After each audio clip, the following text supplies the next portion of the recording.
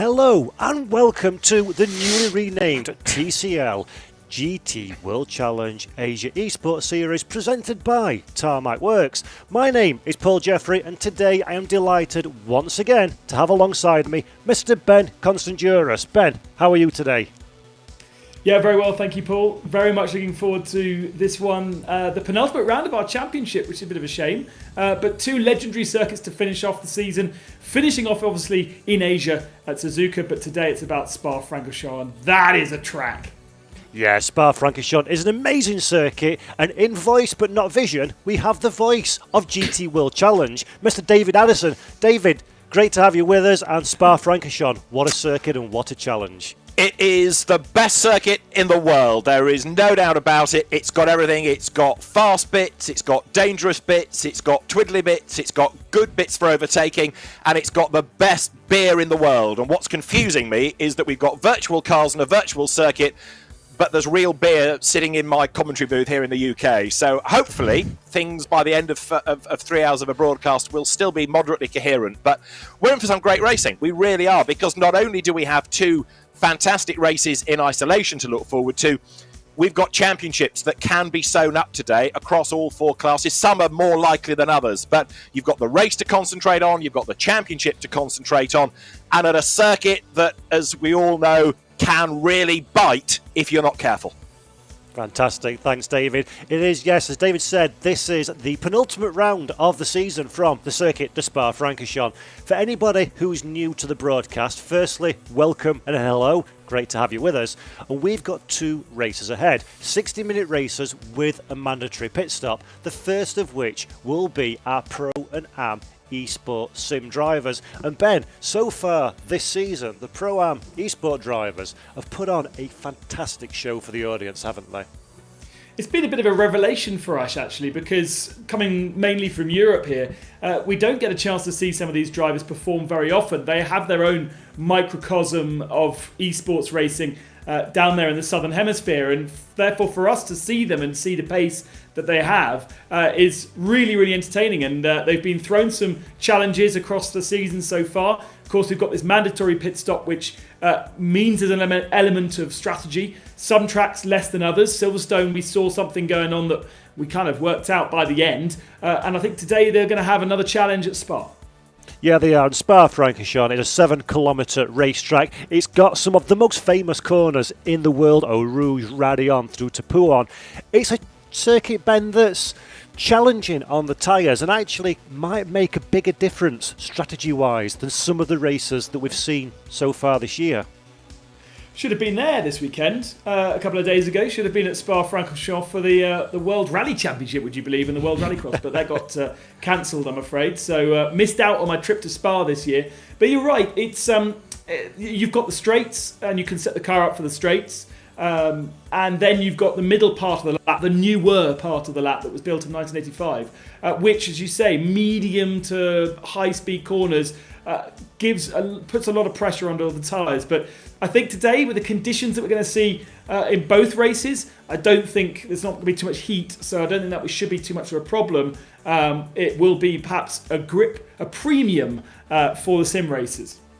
Fantastic, and as David mentioned at the top of the show, there are some championships that may be decided. So let's have a quick look at the standings for the Pro and Am Esports sim drivers heading into this race. As you can see, we have got a very tight fight at the front of the field. Filippo Bocchida leading the championship from Carl Peterson in the Am standing championship, and of course we also have the pro drivers as well. Points are scored all the way down the running order, so not only do you want to win, you also need to finish in the points to stand a chance of the championship. Our race winner last time out at Silverstone heads the championship standings at the moment, and he's had a fourth, a third and a first, Ben. So before further ado, let's go to a recorded interview that we did earlier in this week. And now we're with Andika Molana. Andika, great to have you with us. Congratulations on the win. Last time out, the long-awaited first win. Yeah. Must mean a lot, that to you. Yes, yes. First of all, thanks so much for team and friends that supporting me till the end with me. We train together, we discuss a lot together, and finally we can deliver it to the win. And it means really a lot to me, of course. Yeah, great result last time out. Yeah, And of yeah. course, we've seen some fierce battles in the series so far. Have you been impressed with the level of drivers and skill on show? Yes, yes, absolutely. Some of the pro guys are really fast, and even the Sim M drivers. To be honest, it's many fast drivers on Sim M. So yeah, yeah, many fast drivers in the field, and so I aim at the race not to win the class, but I try my best to win the overall. And obviously, winning at Silverstone, that puts you in the championship lead. Do you think you can extend that over the next two races? To be honest, it will be another hard work for me because I admit Spa and Suzuka as are the tracks that not really me, not really my style. But I rarely practice on the Spa and Suzuka before. In Spa itself, I practice like almost every day for now, and let's see. I'll try my best. Fantastic. And actually, you mentioned Spa and practice, which is a great question. How much time and effort and mileage have you been putting in ahead of this race at Spa? Actually, it's like every day, every night. Like I practice and seeing the data log from Motec. Like every night, So for your info, I sleep every day like 3 a.m. to 4 a.m. just to see the data. Because Spa is somehow at first is I'm super slow at Spa. Like when I first practice in Spa, it's like 2 minutes 20 seconds, and it's like a 44 seconds different. And then, oh my, I did really bad, so I need to practice a lot harder for this one. Fantastic. Well, I'm sure that you will be able to be on form when the time comes. Talking of the series itself, it's great to have this kind of championship in the Asia region. What does it mean to you as a driver to be involved in something of this scale? It means really a lot for me, of course, because racing in this series now as an Asian, now we are being recognized by the world. Really, thank you SRO for an organizer for these championships. And it's really nice, man. So now many people know that Asia also have a fast drivers, and I hope in the future we will have more professional sim racing competition like this for Asian, because when we go to Europe, it's always about ping issues. So I hope many more Asian competitions like this. Fantastic. And of course, the GT World Challenge Asia Series uses Assetto Corsa Competizione, which has got a great selection of different cars and brands and some great drivers showing up. Have you been impressed with the sim and the level of driving talent as well? I think ACC is one of the best GT3, especially GT3 sims out there. With every car is like a different way to drive. Like my car AMG, if you compare to Bentley, is really different cars. But in the end, the lap time is quite same. So I think the BOP is fair. Some cars have advantage, some cars have weakness. But I think in the end, it's really fair fight for every cars in the field. And so we don't see like a one-make race every round. And it's really nice, man, to see. Yeah, it's been fantastic as a spectator to watch. Yes, indeed. Now, my final question, if I may, is you've had a fourth, you've had a third, and you've had a win so far this season. Are you now looking with one eye on the championship for the final two rounds, or are you pushing for race victory in each event? Yeah, I already try hard since the first round, so I just continue what I need to do. And that is a great tactic indeed. So, Andika Milana, thoroughly appreciate you taking your time out ahead of Spa-Francorchamps, and very best of luck in the race. Yes, thanks so much, and see you guys next round. Thanks very much. Bye bye. Bye. Fantastic stuff from a very cheerful Andika Milana there ahead of this race at Spa-Francorchamps. So, without further ado, qualification has happened. The race is about to start, and I'm going to hand over to Ben Constanduros and the one and only Mr. David Addison. Paul, thanks very much. Looking forward then to our first of two races here, the fourth round of our TCL GT World Challenge Asia Esports Championship, presented by Tarmac Works.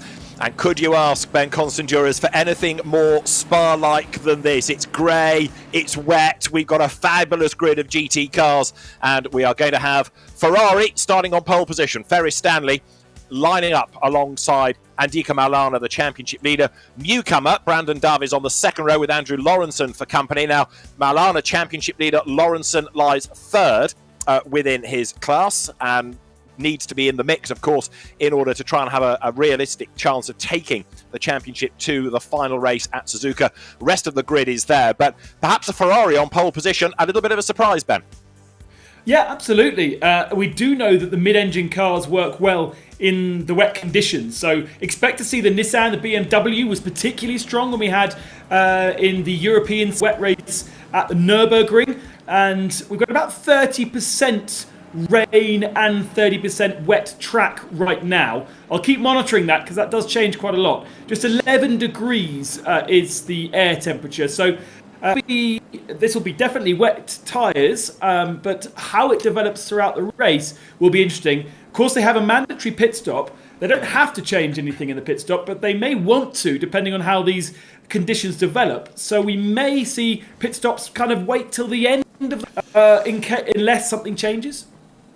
Yeah, and that was something that we were focusing on a little bit last time out at Silverstone, weren't we? Learning a little bit about when drivers take the advantage of those pit stops. Some we thought might get them early, get them out of the way. Others leave it late, and that doesn't yet seem to be the perfect way of doing it. I suppose you've got to try to second guess where you're going to be in the traffic. So, as we said in an earlier round of the championship, if you've got a real big team behind you, like for example Craft Bamboo Racing, and you've got a spotter that can project your gap, your pace, and where you're going to blend back in, try and get out of the traffic, then that's important. Otherwise you can compromise whatever you've just gained. Now, Andika Maulana, championship leader, he starts second. Kin Long Lee, second in the championship, he starts sixth. Andrew Lawrenson, third in the championship, he starts fourth. So in other words, you've got the three within the championship all lined up on one side of the grid. Andika Maulana can win in this race. He needs Lee to be, if he wins it, fourth or lower.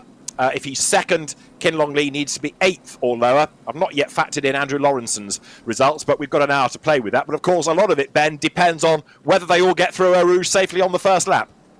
Yeah, and also the Kemmel Straight. We've seen in other competitions Yes. that there is a bit of a puddle at the Kemmel Straight, so you have to be careful. They always do a test race before we get these championship races underway. So they will be familiar with how this track races in similar conditions, not exact conditions, but that is a real help. And of course, also look at the top of the screen, 7:18 in the evening. It could be quite dark by the time we finish this race as well. Absolutely right, and the rain, looking from the onboard shot here, suggests as you go on board with Brandon Dove, the newcomer in his BMW, that it's a damp circuit, but it's not torrential rain. So how hard do they push? And indeed, is there a chance of that rain stopping for when we get to that mandatory pit stop? Well, we've got the weather to worry about, we've got the championship to think about, although there is one more round after this. Let's concentrate on the race itself. Ferris Stanley then, his best qualifying of the season, puts him on to pole position. And Andika Maulana lining up alongside in the white Mercedes, the second row, Brandon Dove's BMW alongside Andrew Lawrenson's Laundry House Porsche, the third row, Luis Moreno, who did a good job in qualifying in the Nissan. And could it be one of those, like the BMW ahead, one of those grunty front-engine cars here that's got the advantage in these conditions? Let's find out. Alongside Luis Moreno is Kin Long Lee with his Mercedes. In true Spa style, the start is going to be at the old pits on the run down towards Eau Rouge. The finish will be here at the Formula One pits. It is the old pit lane that we use, not in the real world 24 hours where you put the two together. But we're about to go racing. Round 4 of the TCL GT World Challenge Asia Esports Championship, presented by Tarmac Works, is set to get underway. David Addison and Ben Constanduris trackside as the drivers now rumble their way out of La Source down the hill. They're going to accelerate away in a moment, and we'll find out who is going to be the bravest on a wet road as the pack is set to be unleashed to get round 4 of the championship underway. The lights go green, we go racing. Good start by Ferry Stanley from pole position, but Andika Maulana tries to squeeze up alongside him. He can't do it. Is he going to get hung out to dry on the climb up the hill for the first time? Let's see. It is Ferry Stanley who leads the way. Maulana second. Brandon Dove is third. And the BMW straight away, Ben jinks out of the draft there. Tries to gain track position on the climb up Radion. And that's a great view of how wet this track is. Left-hand side racing line, much less wet than where most of the cars were on the inside there, so they were cooling their tyres, and that's going to be a massive issue throughout the whole of this race. Overheating the wet tyres or making them not work by wearing them out too quickly. We have a couple of yellow flags, so we have had people in the barriers early doors. Filippa Kapakida actually spun on the warm-up lap, but she managed to find herself back into her position, and a little bit of argy-bargy going on there for, was that P5? I think it may well have been, as the cars then come downhill for the first time. You've got Luis Moreno there on his toes trying to get up the inside, but also going nicely is Charles Teixeira, who's actually gained from where he was on the grid down towards Paul Moreno. He's sideways on the inside line, catches the slide, but Ferry Stanley leading the way. Now Brandon Dove is doing a very impressive job here. First time we've seen him in the championship. He's gained already up into second place, and look at the way, of course, that Kin Long Lee is marred in traffic. That throws the advantage Andika Maulana's way as there, look to the outside line, tries to go at Yatlim Law, number 390 BMW. Everywhere you go at the moment, you're in jeopardy, aren't you? There's traffic around you, and there's that wet line to cope with. Yeah, Loris Moreno's not getting his car up to speed at all. I think he's really struggling the first couple of corners, the rear end stepping out, and he's catching it nicely. So that's pretty cool to see. Not an easy thing to do in sim racing, catch and oversteer. But now, once he can settle down, I think he's got the pace to get back into our leading contenders. Only one person retiring out of the race first lap. Nakib Azlan, unfortunately, is in the pits. Okay, 8th in the Pro Championship, Nakib Azlan. So, great shame that. We've lost one of the leading runners in the Lexus, as here Yin Zheng comes through the chicane, accelerates up now towards the timing line at the end of the shorter first lap, but he's going to be Ferry Stanley who leads from Brandon Dove, only 0.8 of a second between them. Andika Maulana runs third. Now for him to win the championship here, he needs the opposition, namely Kin Long Lee, to be 9th, and Lee has caught up to him, so he's got through the traffic. So if things were to stay as they are, this would push the championship decider for the pros down to that last round, Ben. Yes, absolutely. As you mentioned earlier on off air, the sim standing is interesting because Carl Pedersen, you may see, is not here. So that's going to, although the championship's quite tight right now, it does kind of put the pressure on Filippa Bakida to get some decent points right now, as Brandon Dove has taken the lead and drops Ferry Stanley down to second. So the BMW, which again mirrors what we saw in the European equivalent of this in wet conditions, big cars, front engine, like these weather conditions. Ferry Stanley's Ferrari down to second place then. Maulana is third, Kin Long Lee fourth, Andrew Lawrenson's Porsche fifth, Charles Teixeira doing his usual trick of being good in the early part, but then he often fades away after the pit stops. Another of the newcomers, Otto Bismarck, the Malaysian 213 BMW, up into 12th place first time out as the cars tiptoe their way downhill. 45 there, Alwi Shahab in his Nissan. Another car that's looking pretty competitive right now. But Ferry Stanley trying to go back after the race leader. But Brandon Dove has done a good job of making that move and getting the race advantage. And just to explain why we see such a difference and lots of different manufacturers, we have obviously the pro drivers that qualify through every single race, and then we have the top 5 in the AM Championship that automatically qualify, and they have to stick to the car in which they have competed throughout the series, and if you have scored any points in the championship, you also have to stick to that same brand. For the rest then, there is a couple of cars available, a couple of brands available to all of the qualifying drivers, and you can choose which brand to qualify in. So it might be easier to qualify in a BMW because less people choose that BMW. It might be easier to choose a Ferrari, for instance. So we see this change as we see a change for position in 8th spot, and That is a loss of position for Yap Lam Law, who comes into the pits in the BMW. And interestingly, also our leader, Brandon Dove, straight into the pits after just one lap. Is it getting too dry? Good question, or getting it out of the way. So that was 2 laps done over the timing line. So 2 laps completed by Dove and also by Yat Lam Law. Get that pit stop out of the way. And of course, at this point, the field relatively tightly bunched. So you're not going to lose too much, potentially. Let's see where Brandon Dove feeds back in. And indeed, where is he going to be relative to Yat Lam Law's BMW as the cars climb the hill? Could be an inspired move by Brandon Dove, that to get it out of the way and then regain the race lead as everybody else has to serve their pit stops. Really depends on how much the track does dry up and if we do see changes of conditions. There is a dynamic weather model within this game, so it's not a fixed weather of 30% rain and 30% wet track for the whole race. That rain may intensify, that rain may dry up more. So it'll be interesting to see. It's a big slide, and that's a loss of position. Maulana, I think that is. No, it's Kin Long Lee, but it's significant because that's your man that's second in the championship. So Kin Long Lee lost a place to Andrew Lawrenson, who is third in the championship. So that's a really key fight. They're behind Andika Maulana on the road, but you've got the man that's third in the championship now jumping ahead of the man that's second within Pro. Really significant pass that for Andrew Lawrenson. And he's got to make the most of that, and I think he's doing so. But also now, look, we're getting a drive-through penalty for Yun Chan Kim in the McLaren, 9th on the road and getting a drive-through. Yep, multiple accidents through Eau Rouge on turn 1. So that is a drive-through given to him by the human race control element of this. We obviously have race control automated within the game. That generally for things like track limits if you skip across Eau Rouge. But we do also have a human looking at all the incidents and giving penalties as well. So unfortunately, that is one extra pit stop for Kim, Yongchan Kim.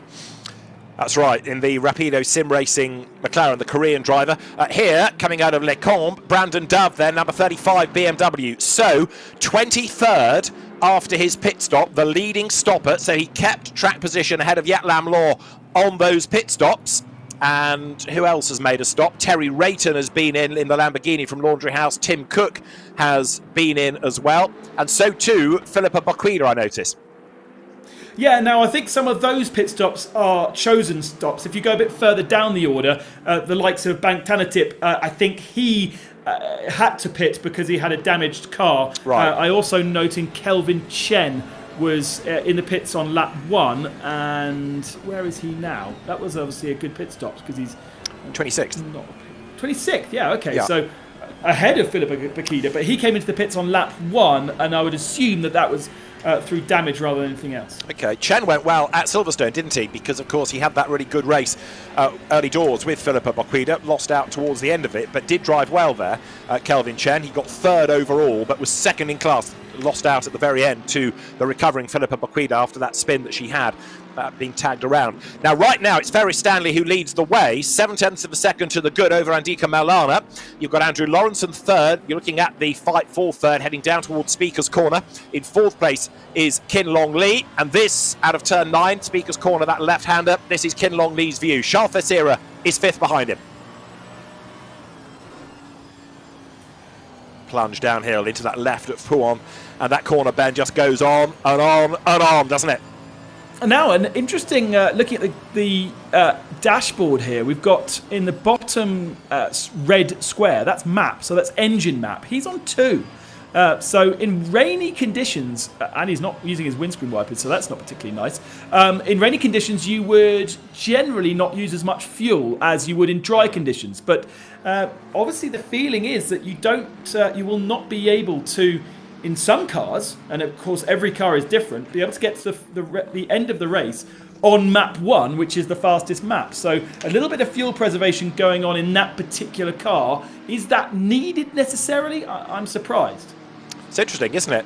And so too is the pace of Ferry Stanley. This is a guy who's had a 12th, a 34th and a 7th thus far, and he's leading at the moment by 0.8 of a second over Andika Maulana, who really has been very impressive, certainly over the last 2 races, with a third and then a race win.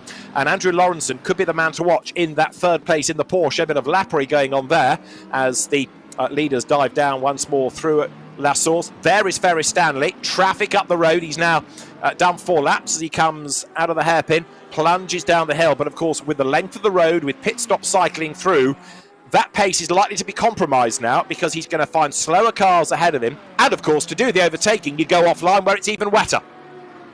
Yeah, exactly. But that might also help the tyres. It does not look particularly wet when you look at those overhead shots, especially down Kemmel. And look, he's sticking to the right-hand side. He's wanting to cool the tyres down. And he will have on his dashboard a readout, not of the temperature, but of the pressure. And so he'll know if the tyres are getting overpressured by heat, and he'll be able to modify where he drives and tries to cool the tyres. If he stays in the more wetter conditions, they will overheat when they start, especially on the straights, going along at fast velocity in the drier part of the track.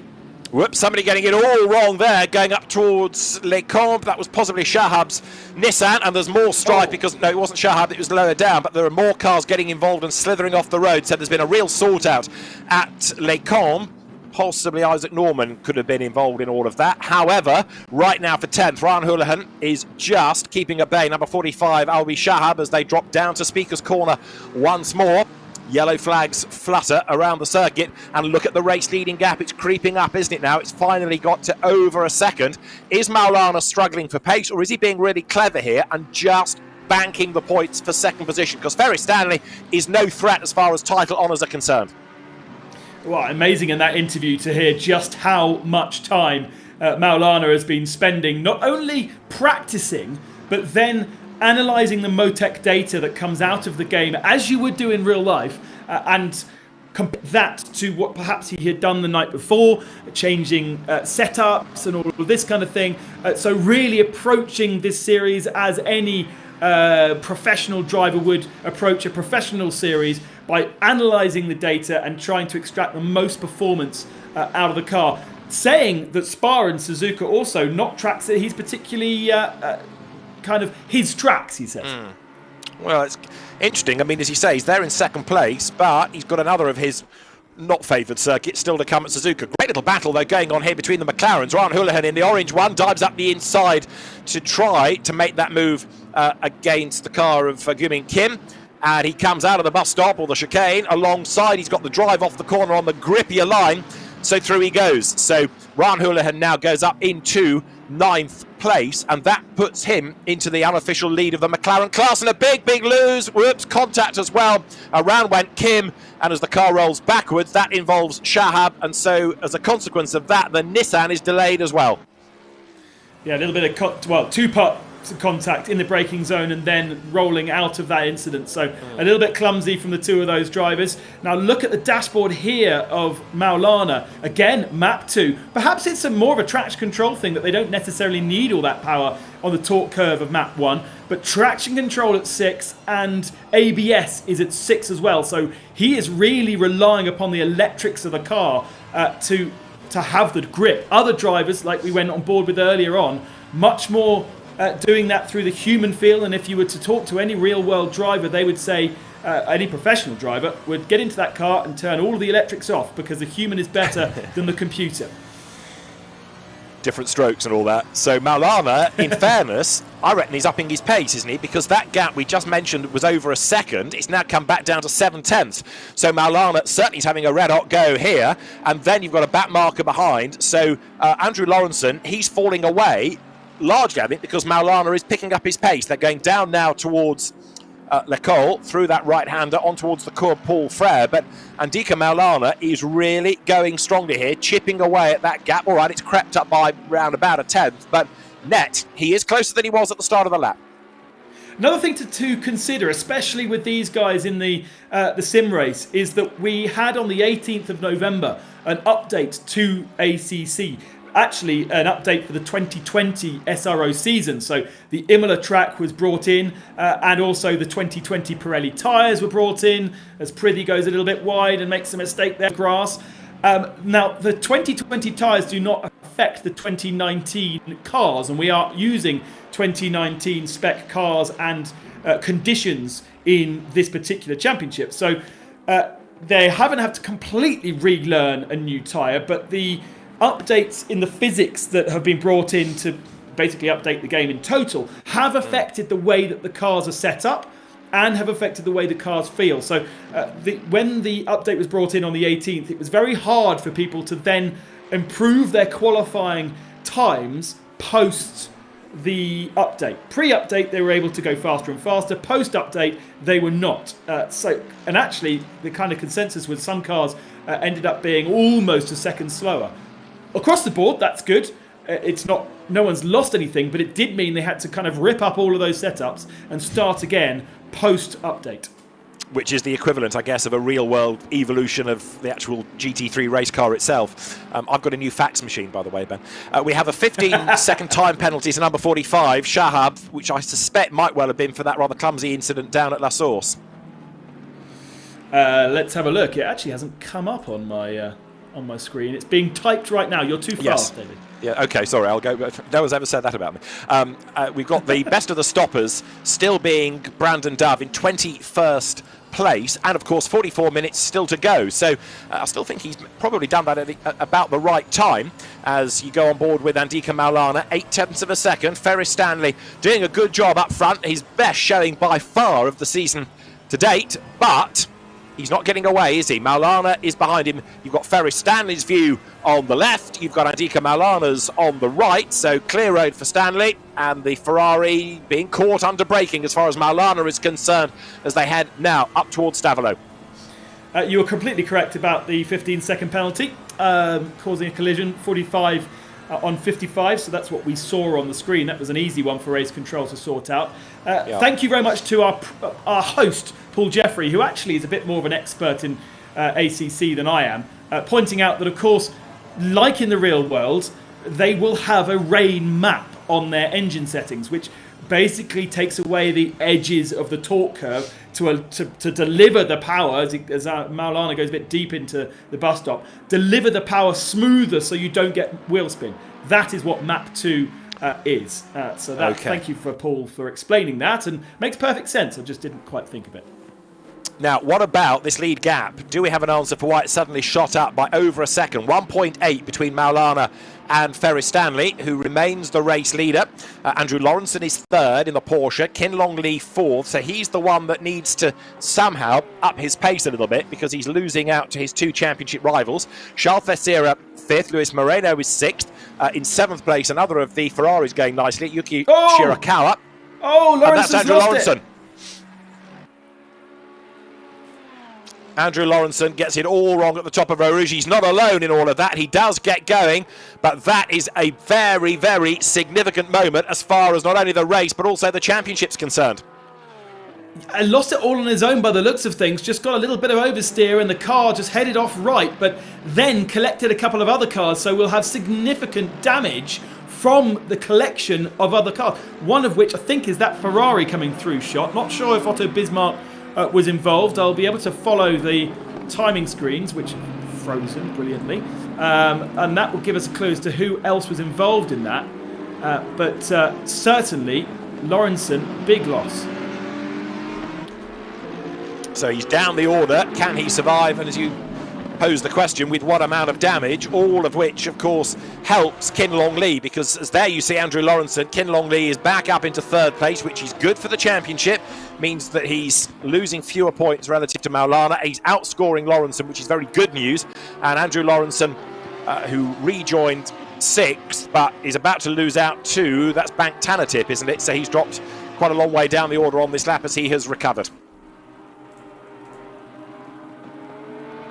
So the lead gap is 1.6. Andrew Lawrenson's Porsche perseveres, but the Laundry House car in the Miami blue colours comes down now to the Lecole right-hander. And is he in danger of losing further ground? And indeed, does a pit stop beckon to sort out the damage, Ben? I would have thought so. And in fact, Otto Bismarck was involved. Also, Yuki Shirakawa was involved. That was the Ferraris we saw. 15 seconds lost just touring back to the pit. So the cars are all rather damaged. And I think, you don't see it necessarily visually. but I think we will see Andrew Lawrenson come into the pits pretty quickly, and not only that, but then spend a long time in the pits getting the damage fixed. There he goes into pit lane. All right, well, Bank Tanatip had just got past him, so that's going to put Andrew Lawrenson down to 20-something place, isn't it, when he trips the timing beam here. In he comes, but you can see he's dropping down and down and down, so very bad news as far as Andrew Lawrenson is concerned. He's not the only one with damage in the pit lane. Ferris Stanley still leads the way. We've had effectively 1/3 race distance completed. 40 minutes to go, 20 done, as 45 there, which is Albi Shahab tries to fend off the Mercedes, number 94. That's in the hands of Zheng Yin. Now, Yin is 4th in the championship, so he also needs to get a bit of a wriggle on here, trying to get back up the order, gain more points if he can. And it's very, very close, coming over the brow at Radiant in the slipstream, pulls out onto the racing line, which will overheat the tyres. The Nissan stays in the wet stuff, and also crucially on the inside line. And that should be pass made, but of course with the penalty hanging over. Very hardy Belgian spectators, you notice, standing there in their shorts, not an umbrella in sight despite the rain. Very impressive. Have you also seen the screenshot that we've been sent by the press officer? They've got masks on. I don't know if you can see. Yeah, but they're all wearing mandatory masks around the Spa track. So a lovely little detail there for the 2020 season by Kunos, who developed the game. And of course, look at this. Not only does Andrew Lawrenson have to come into the pits, he's got a very long pit lane to contend with. So down the pit road he comes. So will serve his mandatory stop and rejoin. We had been told actually that it was only going to be the endurance pits, but it is the two put together, isn't it? So it does make it even longer. And Skippy, the kangaroo on the roof of the car, is about to blast back on track, ups his pace. Spa, of course, kind to Porsches in the Total 24 Hours in October, but not quite so kind right now in our TCL GT World Challenge Asia Esports Championship presented by Tarmac Works Round 4. Well done, David. Lawrenson coming out, by the looks of things, and we do need to wait for everything to shape out, not too far behind. So the pit stop didn't obviously take him that long, which is good news. Bismarck also recovering back onto track, and Shirakawa, they're falling a bit further down the order. But Lawrenson looks like he's kind of settled in 18th spot. So he is only about 4th of those that have pitted. It's a long way down the order, but we then, of course, have to bear in mind you score points in your class, don't you? So he's in pro. We need to take the AMs out of that equation and work out where that's going to put him. And, of course, Ferris Stanley is an AM, so even though Andika Maulana is second on the road, he is a class leader. So he'll still bag, if things stay as they are, maximum points because he'll win his class. So this is really good for Maulana. And in fairness to him, it doesn't really matter what the gap is because Ferris Stanley is not in his race. He doesn't need to worry about it. It's keeping Lee and Thesira and Moreno at bay that's the real key for Maulana. He doesn't need to worry about the AM up the road, does he? No, exactly, and he'll know that. He'll see on his heads-up display the order of what the cars around him, and he'll see that Ferris Stanley has the red marking and therefore is not in the same class as Maulana, who has the white background to his numbers. Now, where's Brandon Dove in all of this? He's still the best placed stopper, is he not? Up into 14th, make that 13th now, as others either pit or indeed can't match the pace that Brandon Dove is evincing. Isaac Norman, number 10 Nissan, going down towards Bruxelles here and trying to push on as best he can. So Ferris Stanley looking good. Don't forget, he is not only leading outright, but he's the leading AM, and his class opposition 6th. So he's got a really good cushion over Ryan Houlihan. It was Brett Maybury, I think, who was the fastest qualifier in the hot lap competition to get the AM drivers into this race. And you are able to do that if you are in the Asia region. Just simply, when this race is ended, the next hot lap competition opens, and as long as you are choosing the right car and then have the right pace, you could too be on the grid for the final round at Suzuka. Brett Maybury was the man to do that in the Porsche, but in dry conditions, and it doesn't seem like really the Porsche is the car to have in these conditions. So it's kind of lucked in and to those other drivers like Brandon Dove, who perhaps wasn't the fastest qualifier, but he chose the right car. Yeah, he was third on the grid, wasn't he? But having got the race lead away from Ferris Stanley, another of the Laundry House contingent Ferris, despite the Ferrari red across the colour scheme, it is a Laundry House car, and he leads now by 2 seconds from Andika Maulana, but he leads by the proverbial country mile over Ryan Houlihan as far as the AM class standings are concerned, and we're not that far off half distance now.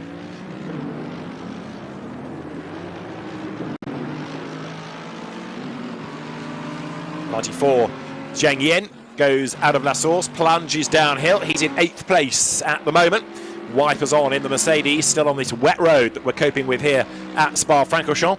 And Ferris Stanley, the race leader, as Ying Zhen climbs the brow out of Radion along the Camel Straight now up towards Les Combes. And the Mercedes getting away from the opposition for the moment. Further back, you've got the Audi about to lose position as well. But Ying Zhen looking pretty strong right now. He's up into 7th place overall, putting himself ahead of Mikko Nassi's Craft Bamboo Racing Mercedes on this lap. And Mikko Nassi dropping further away into the pack. It'll be his best. Sliding out of Les Combes is the Mercedes. Down at the chicane, Yoon-Chan Kim in the McLaren that is in 14th place.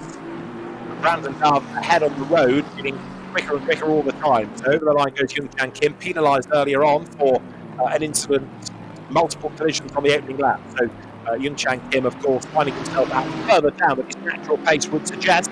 And there, Charles Mestira goes out a little bit wide. No, that was Mikko Nassi. In fact, Mikko Nassi in his Mercedes running out wide, losing some spot to Shahab, and also Isaac Norman is in that mix as well. So Isaac Norman has gone back ahead of him. It's all getting very, very crowded.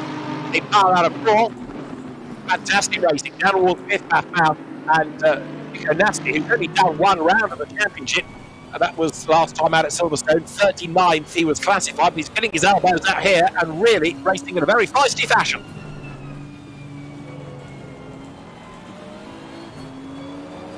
On board with Isaac Norman. He's 10th at the moment, but he's coming under attack. He's offline as well as tiptoed his way through Cambolio for Paul Frere. Crawling all over the back of anybody trying, determined to get himself further and further up the order here. Isaac Norman at 21st, his best result, showing really good pace as we nudge towards half distance. Look back from Isaac Norman's car. There, look, on the attack is Kim. So this is for 10th place. Out of the chicane they come. I don't know what it costs anymore. Looks like light, so it's just become the chicane really. And over the timing line goes Isaac Norman then.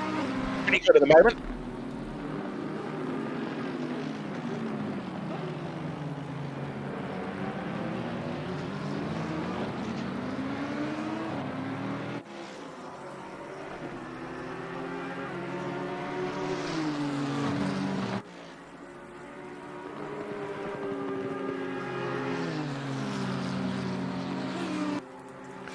So there you have the car of Isaac Norman making his way and also up the hill, the Australian driver. And he's New Zealander under attack from Guming Kim, who makes his move to the outside line.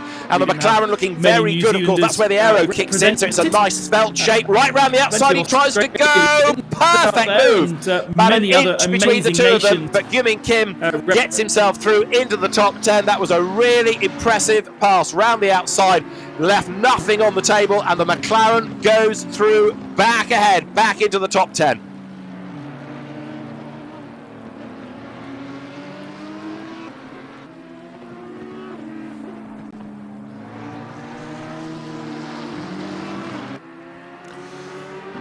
So we're 31 minutes to go, and the drivers plunging downhill in this fight for 10th place. Kim from Norman, and then you've got a lapped car behind. 12th in the classification is Brandon Dove. Remember, he is the man that has already served his pit stop. He is the best placed of the stoppers. Is the race going to come to him? He's also significantly Ben and Am, isn't he? Which makes his showing thus far very impressive. No, not this year. No. Inside to Tanda and get that really nice. So as you look at the fight between Gyumin Kim and Isaac Norman, this is still for 10th place. Waiting to see now, out of that leading 11, who the next pit stopper is going to be. Now, Ben's theory is that, it's a good one, is that you wait until late in the race, because then if the weather is changing and it's drying up, you can perhaps do a tyre change as well as serving that mandatory stop. Make one stop, not two. Ryan Houlihan has just pitted out of 6th place. So number 999 McLaren is going to be an interesting one to see when it blends back in relative to Brandon Dove.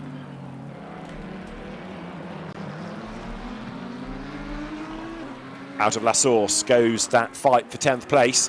Still serving his stop is 999 Ryan Houlihan. So Brandon Dove still looking as though he is going to be in charge. There, climbing the hill, is the car of Isaac Norman. Isaac Norman, forgive me, in 11th place. So where does Houlihan drop back in? Screen's updating itself as we get to the first sector point on the lap. And is Brandon Dove going to be ahead? That's the question.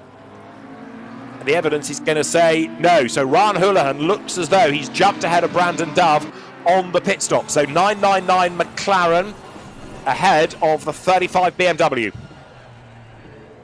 Now lower down is Andrew Lawrenson, and this is his view.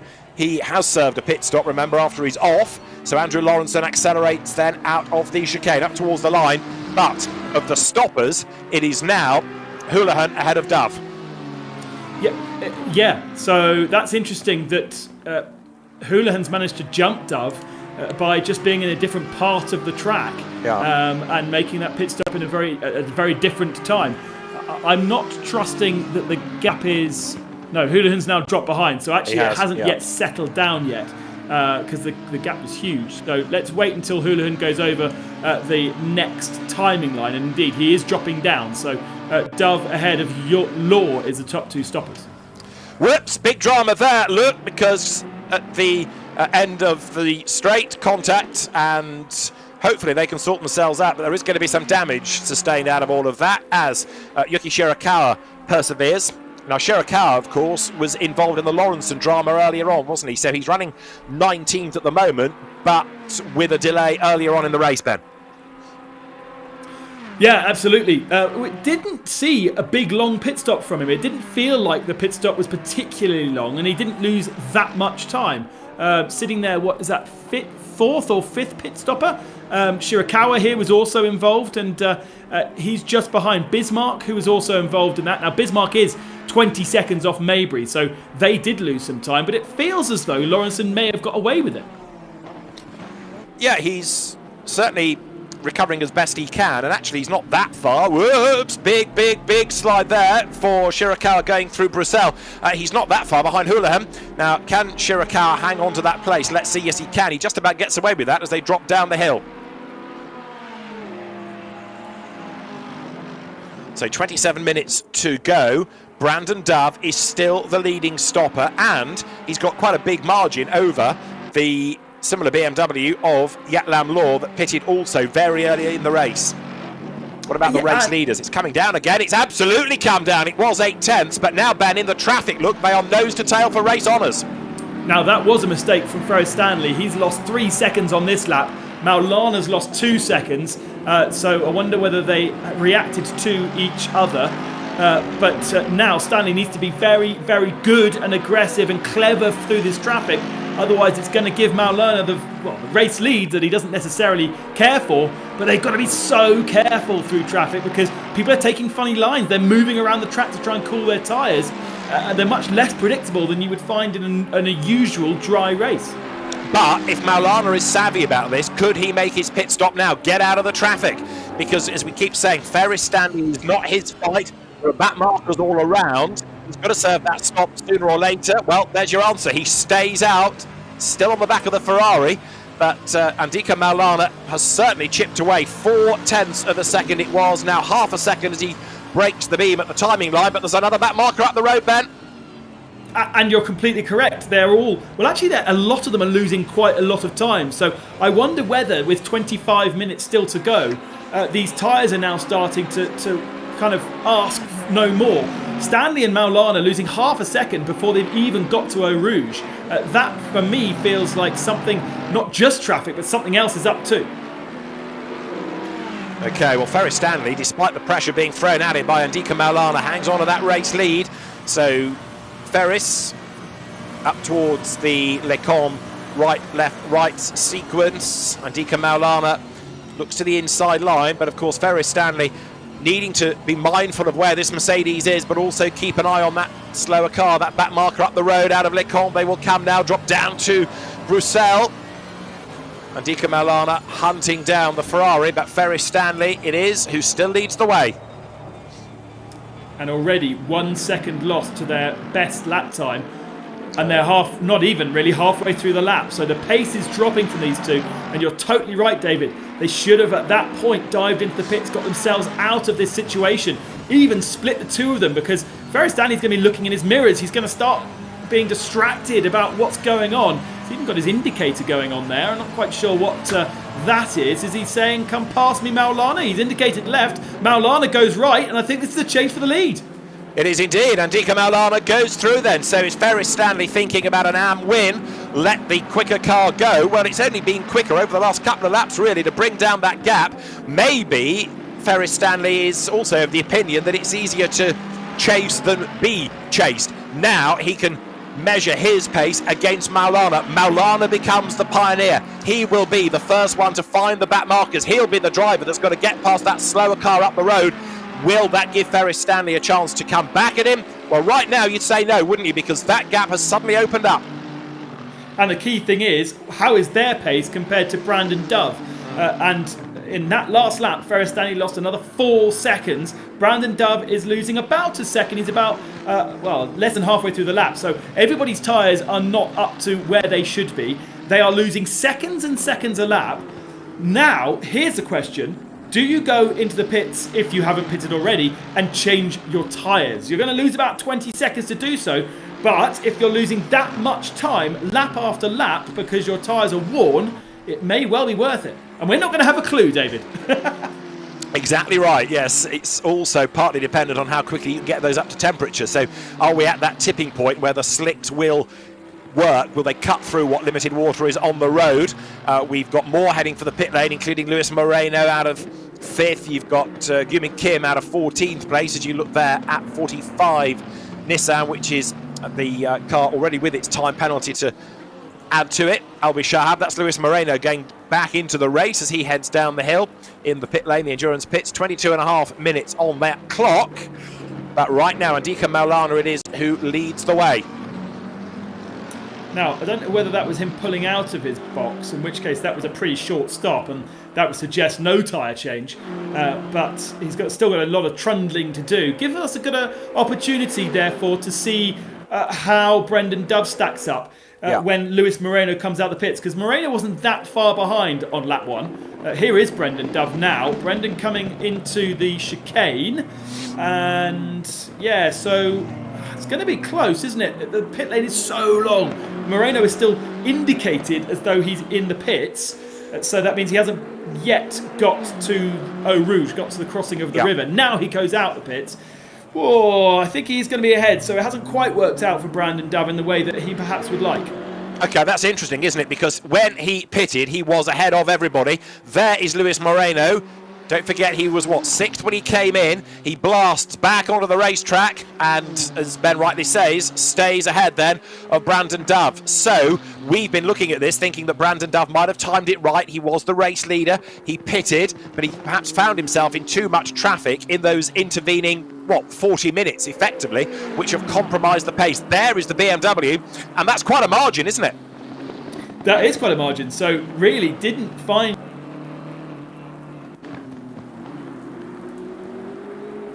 So we've been thinking that Go on, Ben.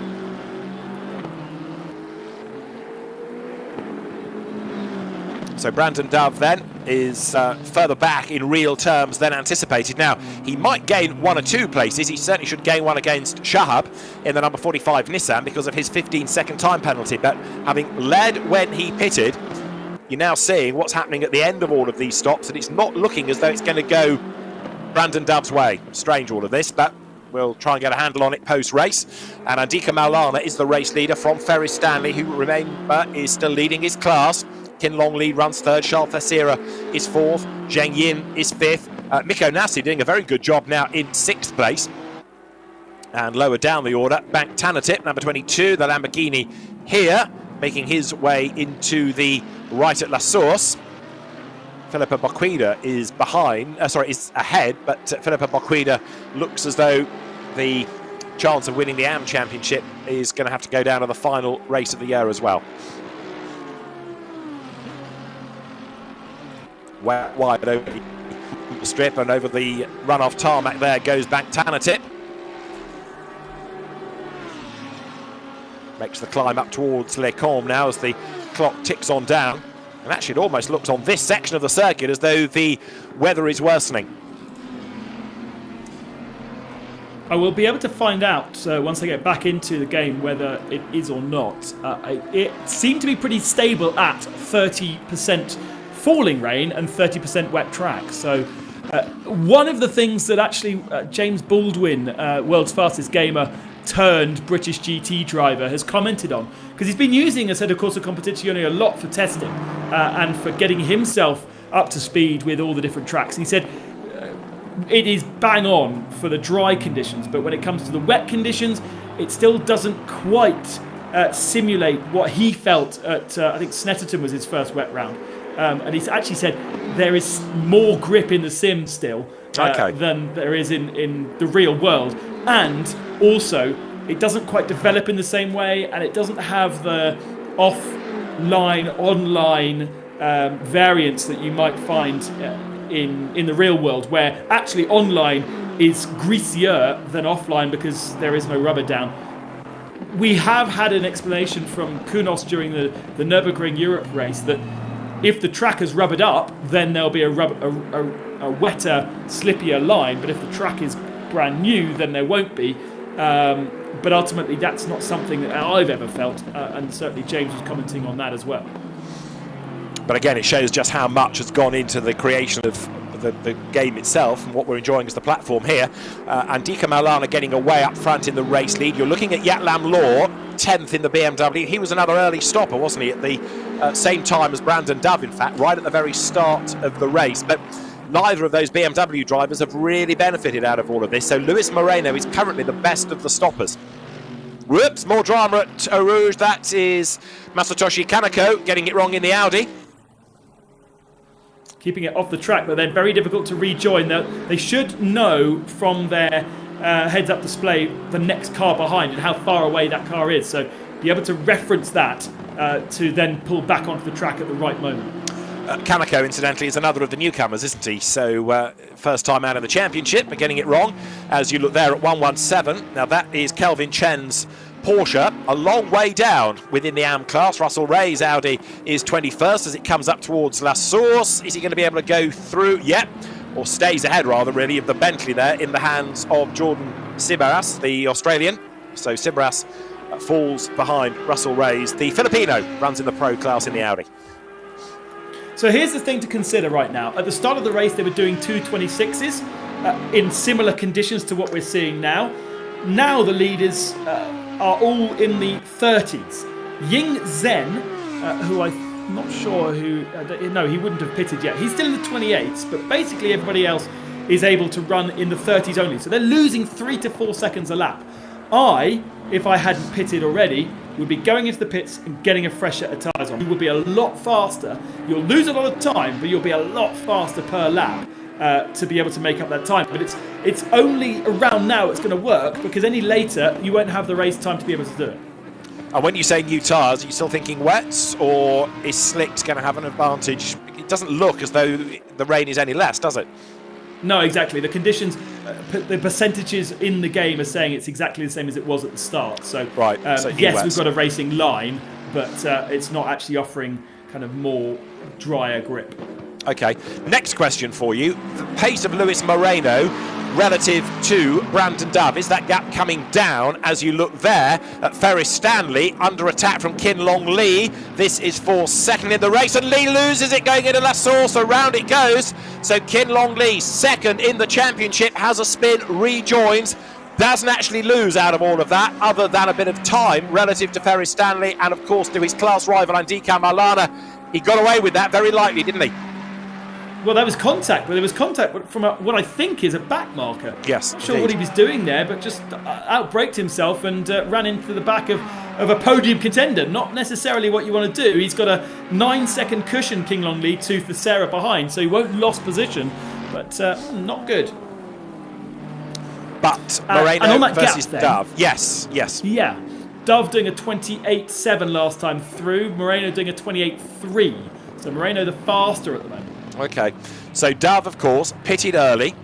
We assume stayed on that original set of tyres, which have now had quite a lot of hammer as he's been trying to claw his way back into contention. So it looks as though stopping early wasn't the right choice after all. Jordan Cibaras goes over the line in the Bentley, down towards La Source. Still a treacherous track service. Philippa Baquida has pitted, but no AM title going her way today, even in the absence of Carl Peterson. That's the second pit stop as well, I think, because I'm sure we saw her pit really, really early on in the race, which suggests that she's either had an accident on that last lap or she's trying something different here. A roll of the dice with 14 minutes to go. What about Andrew Lawrenson's pace? Because after his off and enforced pit stop, he's trying to damage limitation, isn't he, really? He just wants some points out of this. And Lawrenson didn't... His pace is okay, he's still in the 30s. But he didn't pit, so he didn't seem to need to fix anything in the pit stop. So he sits there in 12th position right now, but with cars around him, Bismarck behind, losing time. Lawrenson seems to be able to keep a bit closer to the pace than the guys around him. But there will Mikko Nassi, for instance, in 6th position, he's made a mistake. Where is he now? Losing lots and lots of time. And I was about to suggest that he'd been looking really impressive in this, because for somebody that only joined in the championship in the last round, Silverstone, showing much, much better pace. Philippa Baquida still in the pit lane as well, so you were suggesting a second stop. This feels like a really long stop for Philippa as well. Yeah, well, it is a long pit lane, isn't it? There is that to Kin Long consider, Lee in the pits from third, so he's decided with that contact, he's going to bring the car into the pits. Let's see what happens in terms of where he comes out, but everyone's losing so much time on the graphics that I'm looking at. It's crazy that they're still kind of running at this pace, 4 to 5 seconds off what they're able to do earlier on in the race in same conditions. Now they're going through is Young-Chan Kim, and lower down Russell Ray's up into 20th position. So the Audi R8 that actually in the European equivalent went well around Spa. I think it was a dry Spa, but whoops, way out wide at Blanchimont. Get that nav on, guides himself back onto the circuit and heads down towards the chicane. Got away with that, direction seems to be pretty just quiet, haven't they? They haven't not been too much going on in race control today, which is quite good. Although there is typing as you say that, so more news is coming. So this is looking back from Mikko Nassi. Now you were getting concerned that he was losing places, and he has gone across the line. Whoops, that was Russell Ray's fighting the Mercedes.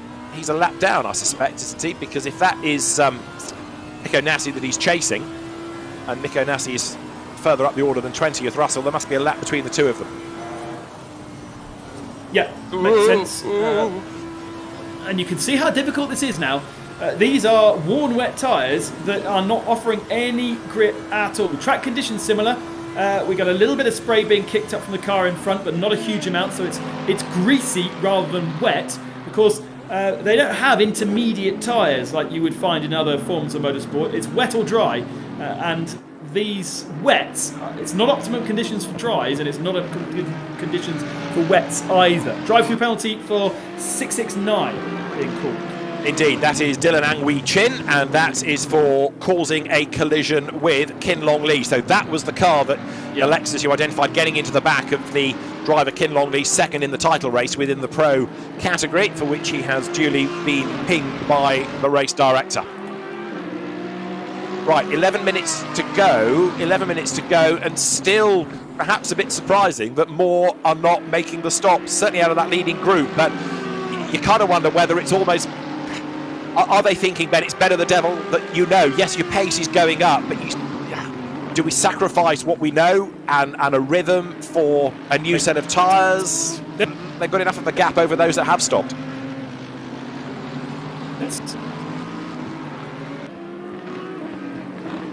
Russell Reyes, in the meantime, lap down, chasing after Luis Moreno, coming under attack on the road there from the treble 7. Niranjan Kumar, Lexus, the Indian driver for IR Esports, and just 10 more minutes of the race to go now.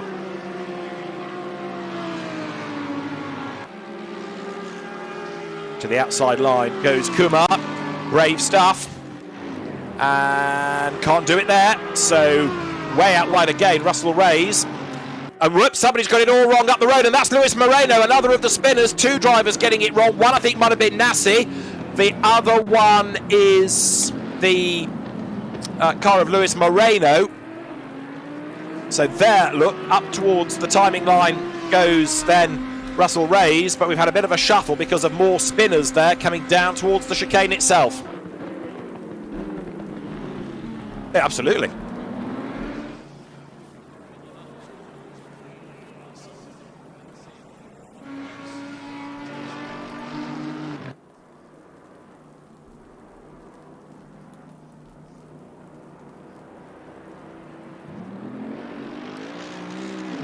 So there you have, back into the race, Charles Fessera.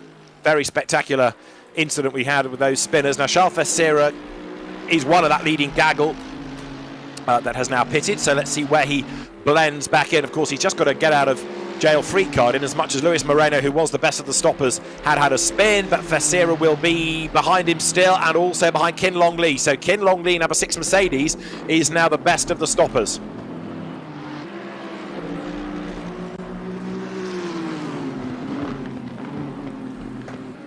Round Bruxelles they turn, and way out wide again is Luis Moreno, so he's throwing this away by errors on his newer set of tyres. Possibly that last spin has also flat spotted them, taken a bit more life out of them, so that's now being recreated as well, but he's struggling with a set of tyres that have now been rather abused. He heads down the hill, but Luis Moreno is losing ground relative to Kin Long Lee ahead of him. And Ferris Stanley with a big lose as well, David, on that last lap. Maybe 10 seconds lost to Ferris Stanley, so he's dropped way behind Maulana now. It's not a pit stop, it was a mistake, and everybody just cannot get these tyres working. No, I mean, Moreno is the one I was just mentioning. He's really struggling. Konassi is coming in for, has just been given a drive-through. The answer to why we'll find out in due course. But yeah, fascination. This second stint and the tyres, they just don't work, do they? Well, because they didn't change them. And I really think they should have done. Kin Long Lee now losing 9 seconds on this lap from 5th position. He is one of the guys that have pitted. And, you know, we're now to 7 minutes down at the end of the race. You're not going to gain anything by coming in and changing tyres now. You won't have the time to make it up. So you're going to have to struggle through. But when we first mentioned it 25 minutes ago, it would have made sense because the tyres are not able to do a full race distance in these kind of conditions. It's only 30% wet and it's only 30% coming out of the sky, in which case, therefore it's just not wet enough for wet tyres to do a full hour.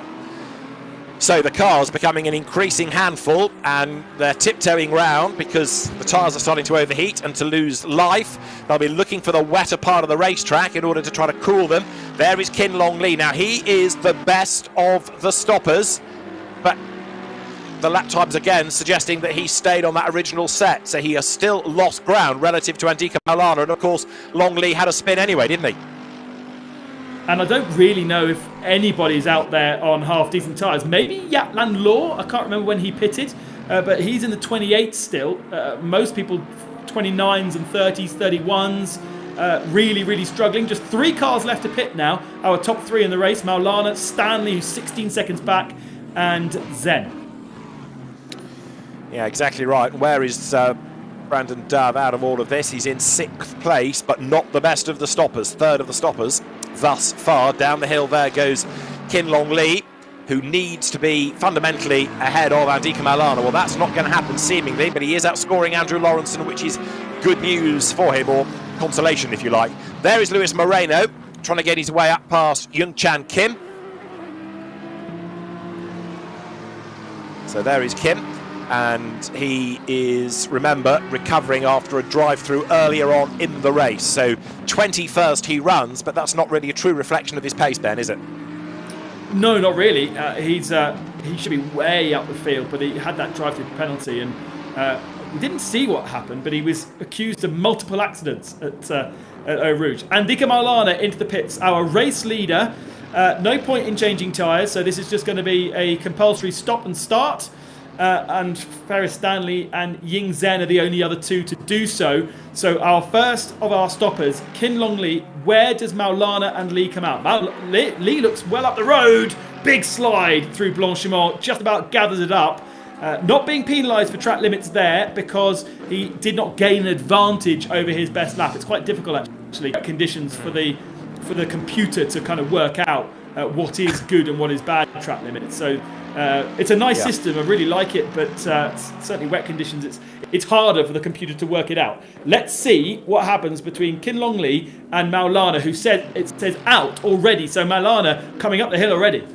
Yeah, I mean, Maulana should be able to keep the race lead, shouldn't he? Because he was ahead anyway. Plus, Kin Long Lee had lost time with that spin. So it would have to be a pretty pox pit stop for Andika Maulana to really lose out to Kin Long Lee.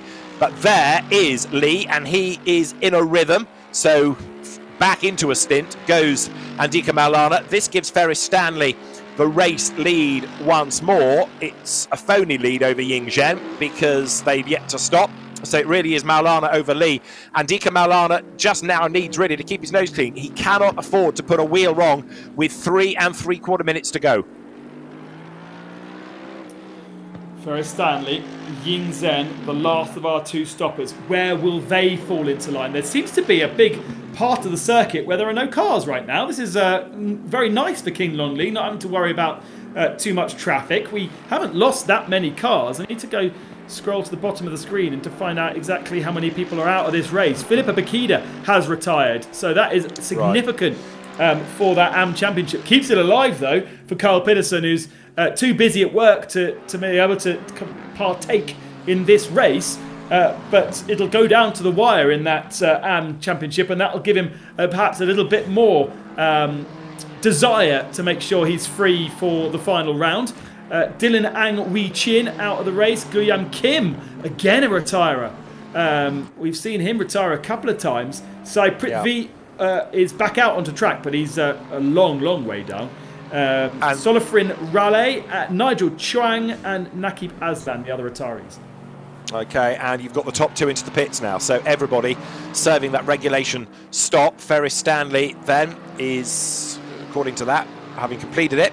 And Ying Zhen also completing the stop. So there is Ferris Stanley on his way down the pit lane, but Ben had made the point. He'd already lost a massive chunk of time to Andika Maulana. And look, he's only on the inside of La Source now as he makes the run down the endurance pits. So he's going to be certainly second. Could it be third to Kin Long Lee, who is charging now?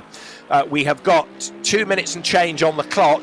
Is this going to be the last lap, or can they squeeze, can the race leader Andika Maulana squeeze one more out of it, Ben? Maulana's 15 seconds into the lap, so I would presume that on a near 2.5 minute lap that this is the last lap, and therefore these 2 have left it very late to get their pit stops done. Stanley now coming to the exit, as on the right hand side King Long Lee takes over second position. He does indeed, although Ferris Stanley is going to be concerned really with leading his class, isn't he? So inevitably we talk about this as an overall situation, but you've got the class positions of note, but is he going to hang on to it? It's really Ferris Stanley versus Brandon Dove, isn't it? So is he ahead of the BMW? That's the whole key to it, as the cars now... I think so. So Brandon is behind, isn't he? That was Moreno who just came through. So Stanley definitely has lost time. The strategy was not good for him to lose out to Moreno. The Nissan has made up huge ground over where they were before the pit stop. So Moreno gets up to third, Dove down to fifth, and Stanley versus Dove for the last lap. Now, don't forget that Moreno had a big spin, didn't he? And he had an off at Bruxelles, so it's been a really good recovery by Luis Moreno there in the Nissan. The best result that he's had thus far is 15th place, and here he is heading for a podium. But actually, Stanley ain't that far ahead of Brandon Dove, is he? 3.4 seconds. There's half a minute on the clock, so is Andika Maulana going to squeeze one more lap out of this as Andrew Lawrenson there loses out to the BMW of Otto Bismarck going up towards Les Combes. Maulana's the one we need to look for now to see whether it's going to be the checkered flag for him this time with 20 seconds still to go. But Andika Maulana looking as though the race win is heading his way. There is Brandon Dove, look, and he's having to squabble with Yat Lam Law rather than go after Stan. Nose to tail, the two BMWs as one. But the clock hit zero, so it is the last lap. Where is Andika Maulana then? The BMWs were looking at lower down the order for 5th and 6th places. They're in different classes anyway, as Yat Lam Law comes up to have a go at Brandon Dove. But Andika Maulana then, the race leader, comes out of the chicane. There's the checkered flag, and Andika Maulana scores a second victory of the season in the Mercedes. Another very impressive drive by Andika Maulana. Not enough for the championship, with Kin Long Lee taking second. Further down the order, Yat Lam Law versus Brandon Dove. They pitted together. They're going to take the checkered flag together, but in what order? Dove just ahead as he squirts out of the chicane up towards the timing line. Flag at the ready, and Brandon Dove is going to be fifth, but second within the AM class, because Ferris Stanley is the man that comes out on top. Andika Maulana, the race winner. Kin Long Lee second. Luis Moreno third. Ferris Stanley fourth. Fifth, Brandon Dove, and Yat Lam Law in 6th place. Well, Andika Maulana has done it again. Got the pit stop right, shadowed Ferris Stanley for the first half of the race, and at the end of it, Paul Jeffries, he's managed to increase his championship lead. Andika Maulana, a second win of the year. David, a brilliant race. Thoroughly enjoyed our first 60-minute battle of the day. Great stuff from Maulana. 2 wins out of 2 races. And Ben Constanduras, that one had a little bit of everything. I mean, not necessarily the most efficient way to race through that race. I think if they had perhaps some more support from engineers and things like that, around the 25-minute mark, I think they should have been called into the pits and to change those tyres, because it was clear they were losing a lot of time. But nobody took the risk to do that. Nobody took the risk to lose that track time, and therefore they ended up all just limping home, basically. And this is one of the many aspects of real and virtual racing, isn't it? When you've got weather conditions like rain, you don't know whether it's going to get stronger or the rain's going to go away. As you mentioned in comms, it's trying to second guess the conditions, your rivals and yourself as well, isn't it? Yeah, and without that kind of second pair of eyes, it's so much harder. Because they really wouldn't have a clue what was going on. If they had an engineer watching the pictures that we're watching, listening to us, then there might be, a second set of thoughts. But, these guys are having to hold on to these cars around Spa in a GT3 car that wants to throw itself off the track at every given moment. They don't have, another brain to be thinking about all the permutations. So they're just holding on. And the upshot for us at home is that makes for a fantastically entertaining battle.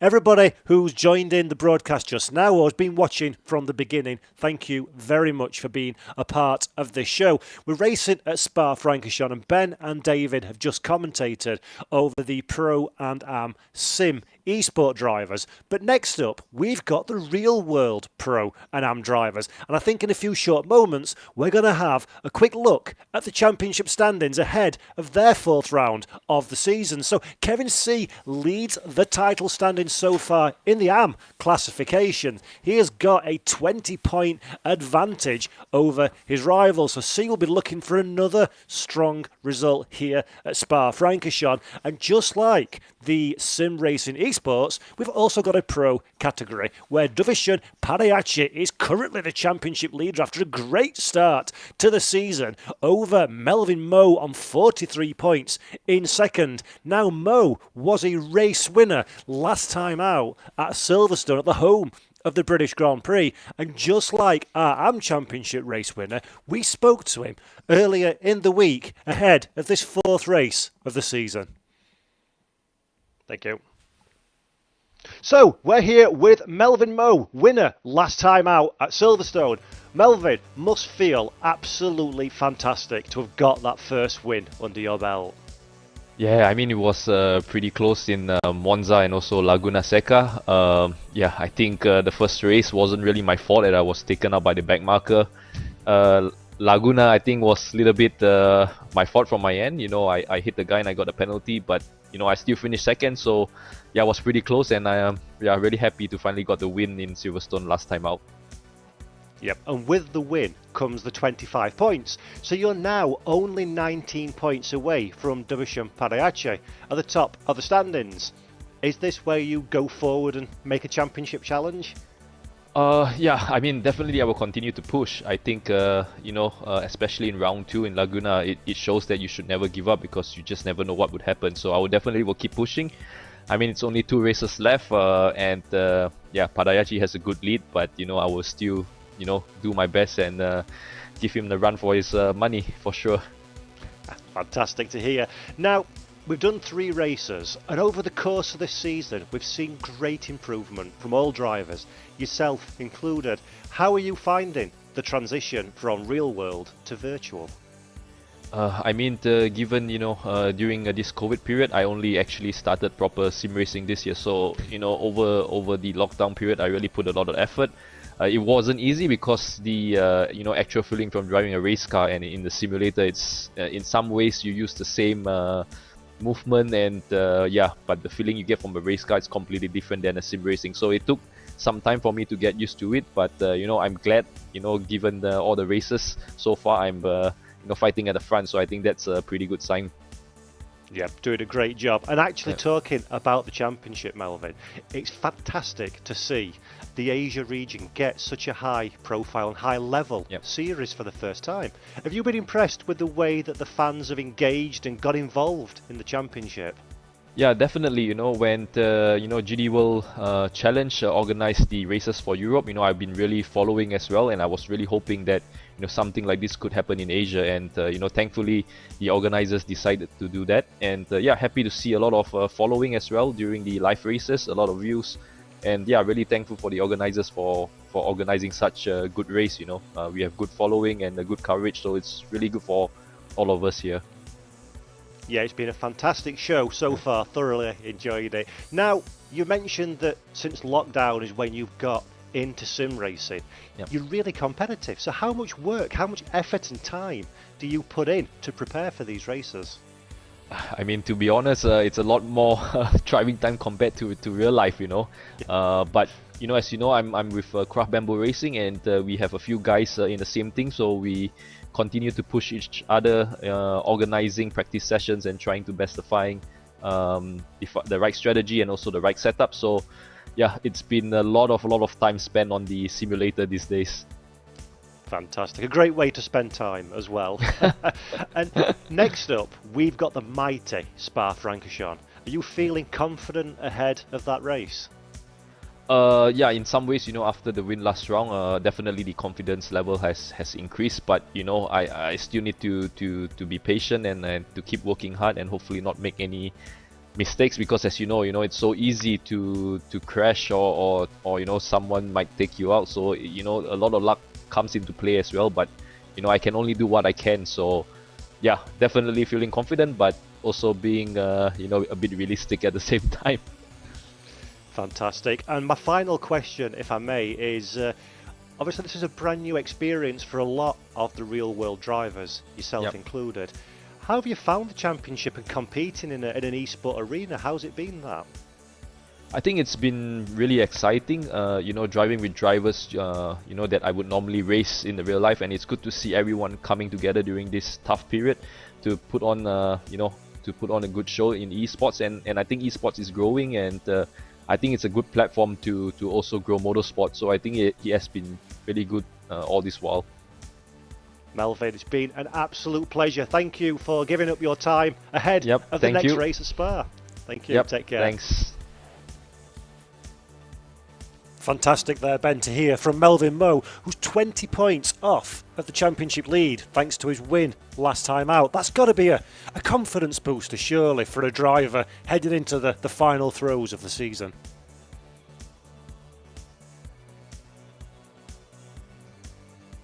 Yeah, absolutely. Melvin did a great job, and after his disappointment in the first round, picking up no points, it's really good to see him improving. And we saw it in the European season. These real-world drivers developing more and more as they progress through the season.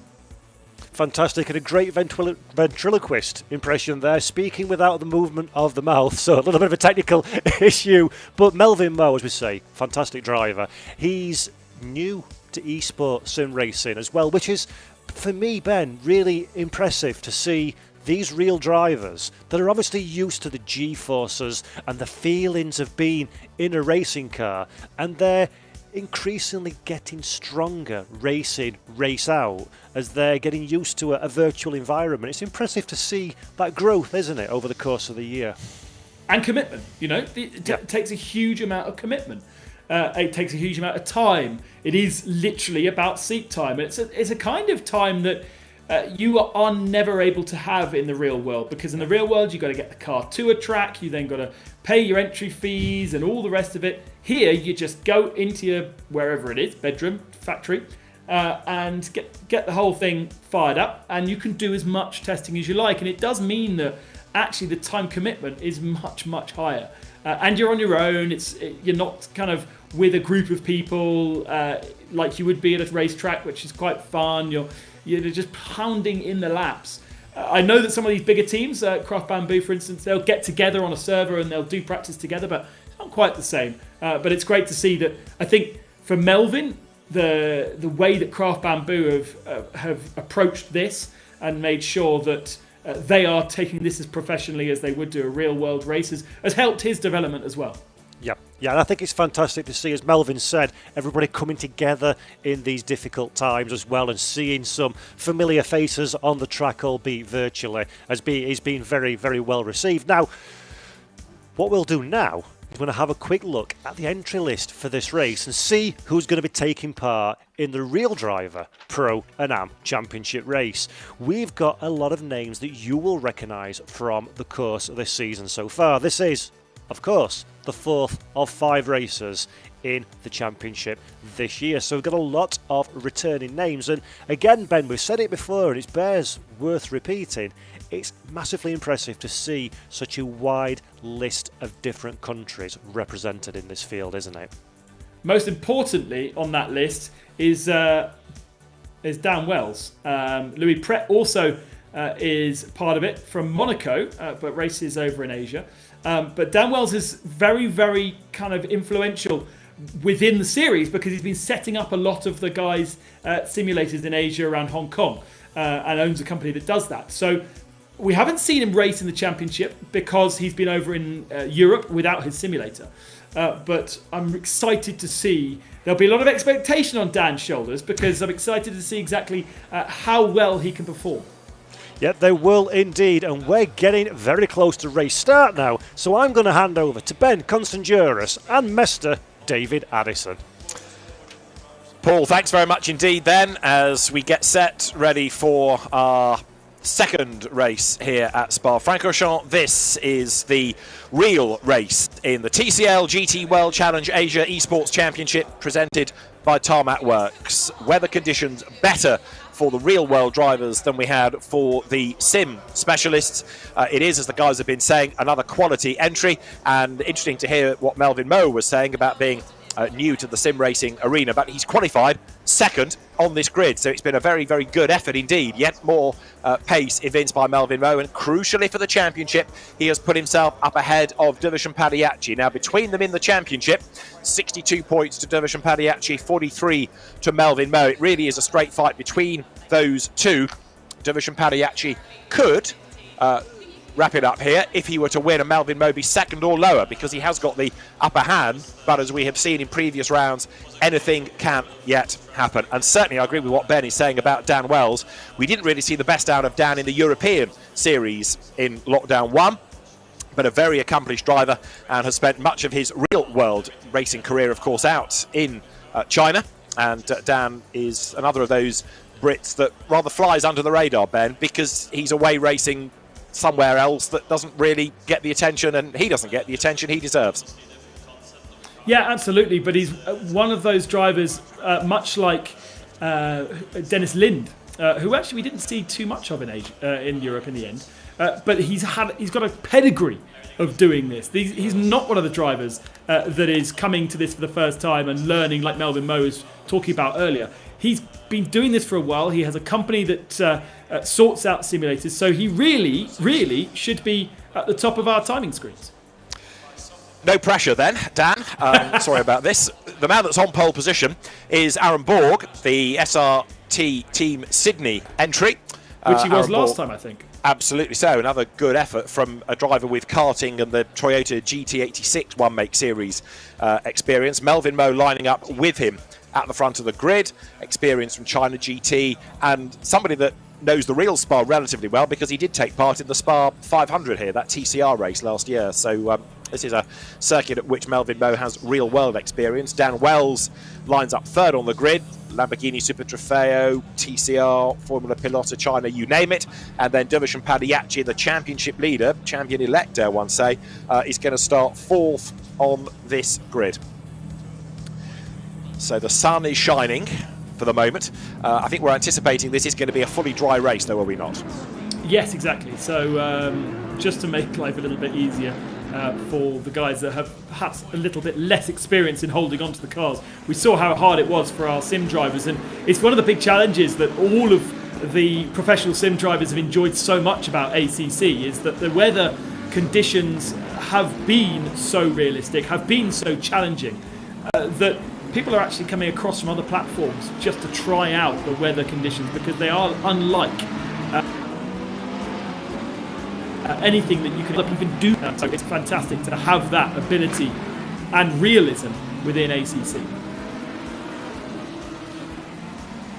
Yes, there's another part of the SRO commentary team, one John Watson, who is, if you look on Wikipedia, famed for shouting, "I don't do highlights." Other platforms, "I don't do rain," is what you're saying. Yes. So, the car's weaving around, trying to get some warmth into the Pirelli tyres. Set to go racing, and it is Aaron Borg then on pole position. Now, what does Melvin Moe do in all of this? Does he just bank points, or does he go for broke? What does Dervishan Padiachi do? Is he going to be able to sit there behind Melvin Moe and still take a championship? We're going to have to keep a very close eye on that as the race unwinds. So where can Dervishan Padiachi be relative to Melvin Moe, even if Melvin Moe is ahead? In the wet, it seemed to be the front engine grunt and go cars that had the advantage, but in these dry, warmer, sunnier conditions, what are we expecting, Ben? Is it going to be a front engine monster or something with aero, which is going to be the car to have? It should balance out a bit more towards the Mercedes and the Audis. The Mercedes generally seems to be the most solid across all of the tracks. It seems to have not a slight advantage because the BOP that SRO establishes, which then gets put into this game, works incredibly well. Interesting to see very little in terms of McLaren representation in the top. Well, actually, I don't even see a McLaren. But I would have thought that would have been a pretty good car. And I think the one kind of excuse for Dan Wells, I'll give him this already, is that he's in a Lamborghini. And the Lamborghini is not necessarily the easiest car. It's not from lack of straight line speed, more than getting it through the corners. Well, that Lamborghini could well be the joker in the pack here. Whoops, somebody's off the road already there. But we did have, of course, that Lamborghini going nicely in the qualifying period for Dan Wells to be third on that grid, didn't we? Yeah, absolutely. and well ahead of any other Lamborghini. Adli Fong we've seen do pretty well in the Lamborghini, up in the top 5 last time out at Silverstone, but 15th he will start on the grid. And there is a lot of Mercedes at the top of the timesheets at the moment. And just, you were talking about Pagliacci, and he has this big advantage in the championship of 19 points. But ultimately, he I don't want to be rude, but he just was very calm and collected through those first couple of races. He didn't get himself involved in accidents, but he wasn't necessarily the fastest. And I feel as though the field has slightly caught up. They've become slightly less chaotic. And therefore, I think Pagliacci will struggle to replicate what he managed in the first 2 races. He only scored 12 points at Silverstone, and that might be more of where he might expect to be in this race, rather than a dominating 25-pointer. What Melvin Moe needs to do is make sure he's got the 25 points in his pocket to keep that championship alive. Absolutely right. So it does need Pagliacci to win this. So if Melvin Moe can stay ahead, it is going to force it to There is Pagliacci 4th. The last round. Third, and then the 2 Mercedes of Melvin Moe and Aaron Borg on the front row. As you say, Borg very fast on 1 lap, but has picked up just 25 points. It's 3rd in the championship, but a decent chunk away from the top 2. So we're set to go racing then in our 4th round of the championship, the TCL GT World Challenge Asia Esports Championship, presented by Tarmac Works. We're at Spa, the sun is shining, the finish line is coming out of the chicane, the start line is on the run past the endurance pits, the old pits, down towards Eau Rouge. Pole position, the Mercedes of Aaron Borg. Melvin Moe lines up alongside, also in a second row. Dan Wells then in the yellow-nosed Lamborghini, and Duvish Pagliacci, who is going to be fascinating in this to see what he uses as the strategy. Does he go for broke, or does he just sit tight and bank points? Well, we are about to find out. 1 hour of racing, mandatory pit stops. We are set for action. We've had plenty of drama from the real-world drivers thus far in the championship. There is more to come as the cars now rumble their way downhill. If the race director is happy, he'll flick the lights to green, and we will go racing then as they get to the timing line. It's go, it's blast off. Better start by Borg than Melvin Moe, but Dan Wells tries to squeeze up on the inside line, can't do it. Pagliacci, though, he's on his toes. Round the outside, he's gone 3rd, and straight away breathing down the neck of Melvin Moe to try to get 2nd place. So Duvish Pagliacci is on the attack. Whoops, that's Sean Tong off the road in the Audi. He's back on. Dan Wells has lost another place as well. I think Jie Tong Liang has got past him. But look at the way that Aaron Borg is away like a robber's dog. I have no idea how Sean Tong managed to hold on to that car through that little kink on the Kemmel Straight on the grass, and the car slewed back onto the track, and somehow he held it all together. Fantastic, brave driving, and now there's a little bit of a queue forming because Melvin Moe hasn't quite got his car up to speed on this first lap, and he's got a lot of cars breathing down his neck. Borg serves up a great opening lap, doesn't he? Aaron Borg getting away. Look at the margin he's pulled already, over 7/10 of a second. That's going to build as the cars drop now down towards Port and off the road. That was Pagliacci. Now, that I think might have been a connection problem because Pagliacci suddenly disappeared from the road, disappeared from the leaderboard. And if that's a connection failure for the championship leader, Ben, we just had drama. He's gone. He's gone. He's no longer in the server. And as you say, connection issue there. That was not a flying car. That was simply the computer trying to predict where he was, but he was no longer. Ah, so frustrating. But that is the kind of thing that happens in sim racing. You don't necessarily have mechanical failures so much, but you do have hardware failures at home. And Australia has let him down. Right, so Melvin Moe needs to win this race now to outscore Pagliacci as far as the championship is concerned. Even if he's 2nd, he will still not go to Suzuka with more points than Pagliacci, but he will be 1 behind him. But a race win would put him ahead of the title race, and Tong's had a 2nd drama of the opening lap. Now the Audi spins coming out of Blanchimont. And again, I think he held it out of the barrier. He's having a fraught first lap, and I'm sure those tyres are not so happy. But again, I think he kept away from people crashing into him. And there's more mayhem at the chicane. We've got cars exploring all sorts of lines, some of which are relevant, but not for Spa. And there to the inside line, diving down towards La Source, is the BMW of Tengku Ejenlei. He comes to this 6th in the championship in his class, in the pro class. Tengku Ejenlei then powering his way downhill, and with drama on that opening lap. The BMW then powers 9th uphill, and more drama. Who's that taken out of it? Was that possibly out of that leading group? Because one of those Mercedes did have a certain Melvin Moe look to it, so there's been even more drama at the top of Radion, Ben. Jiatong Lang is stationary, so a problem for him. We've got plenty of cars in pit lane. Antares Ao, Alex Ao, Heng Ming, Avon Chen again in pits on lap 1 like he was at Silverstone. Dominic Ang is in the pits, Yuki Taniguchi, Hideo Yasuka and Freddie Ang. So huge problems for many, many cars on this first lap.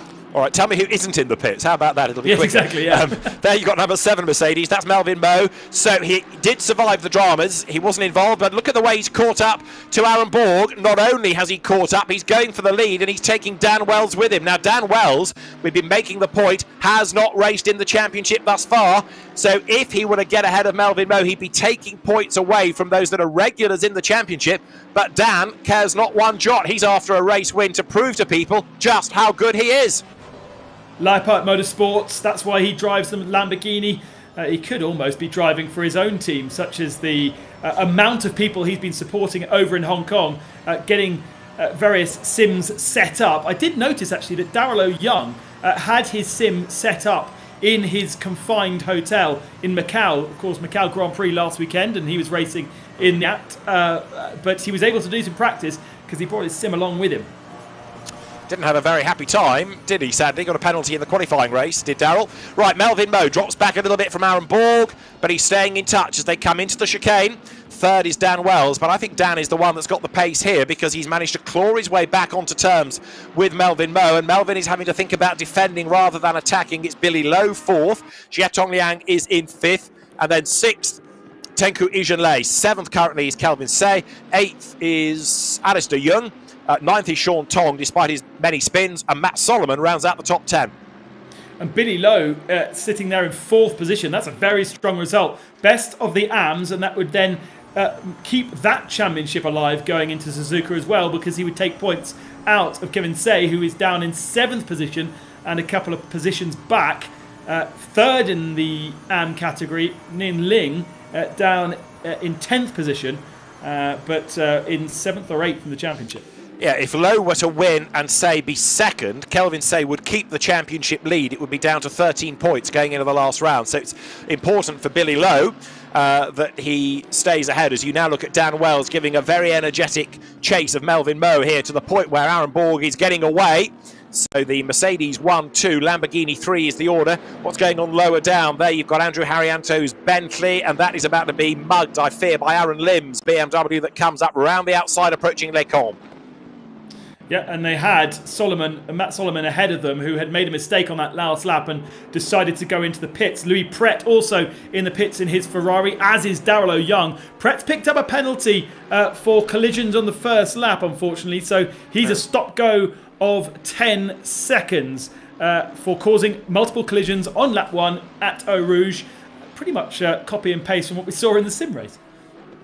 And breaking news, Pagliacci's house has lost all internet connection. That's the reason for the retirement. So, yeah, the last thing you need, Australian technology has let him down. So, really disappointing for Division Pagliacci, but fingers crossed, he'll be back for that final round, and he's not out of the championship hunt yet. Now, what he wants to be seeing is Dan Wells taking points off Melvin Moe. He wants Melvin Moe to drop like a stone and give away points, doesn't he? Absolutely, and it does look as though Dan Wells has the ability to do that right now. The Lamborghini, unfortunately, I have a feeling it's not as fast where it needs to be. It's not as fast down the Kemmel Straight because of the BOP, and it's not as fast in Blanchimont. Those are the easiest places to make the pass. He's faster in the wiggly stuff where he can't get past the Mercedes. But right now, it remains the car of Aaron Borg leading the way. A 3rd last time out as his best of the season. Melvin Moe 2nd. This man, Dan Wells, 3rd as he plunges downhill once again. Flicks left, flicks right through Eau Rouge. The Mercedes dancing a little bit ahead of him as Melvin Moe has to control a slide, and Dan Wells has got the run on him coming up the Kemmel Straight now. Can the Lamborghini dive past? He's in the slipstream, pulls to the outside line nice and early. Dan Wells is almost level. Can he brake late? Can he go round the outside? Yes, he can. Fantastic move. Dan Wells goes 2nd.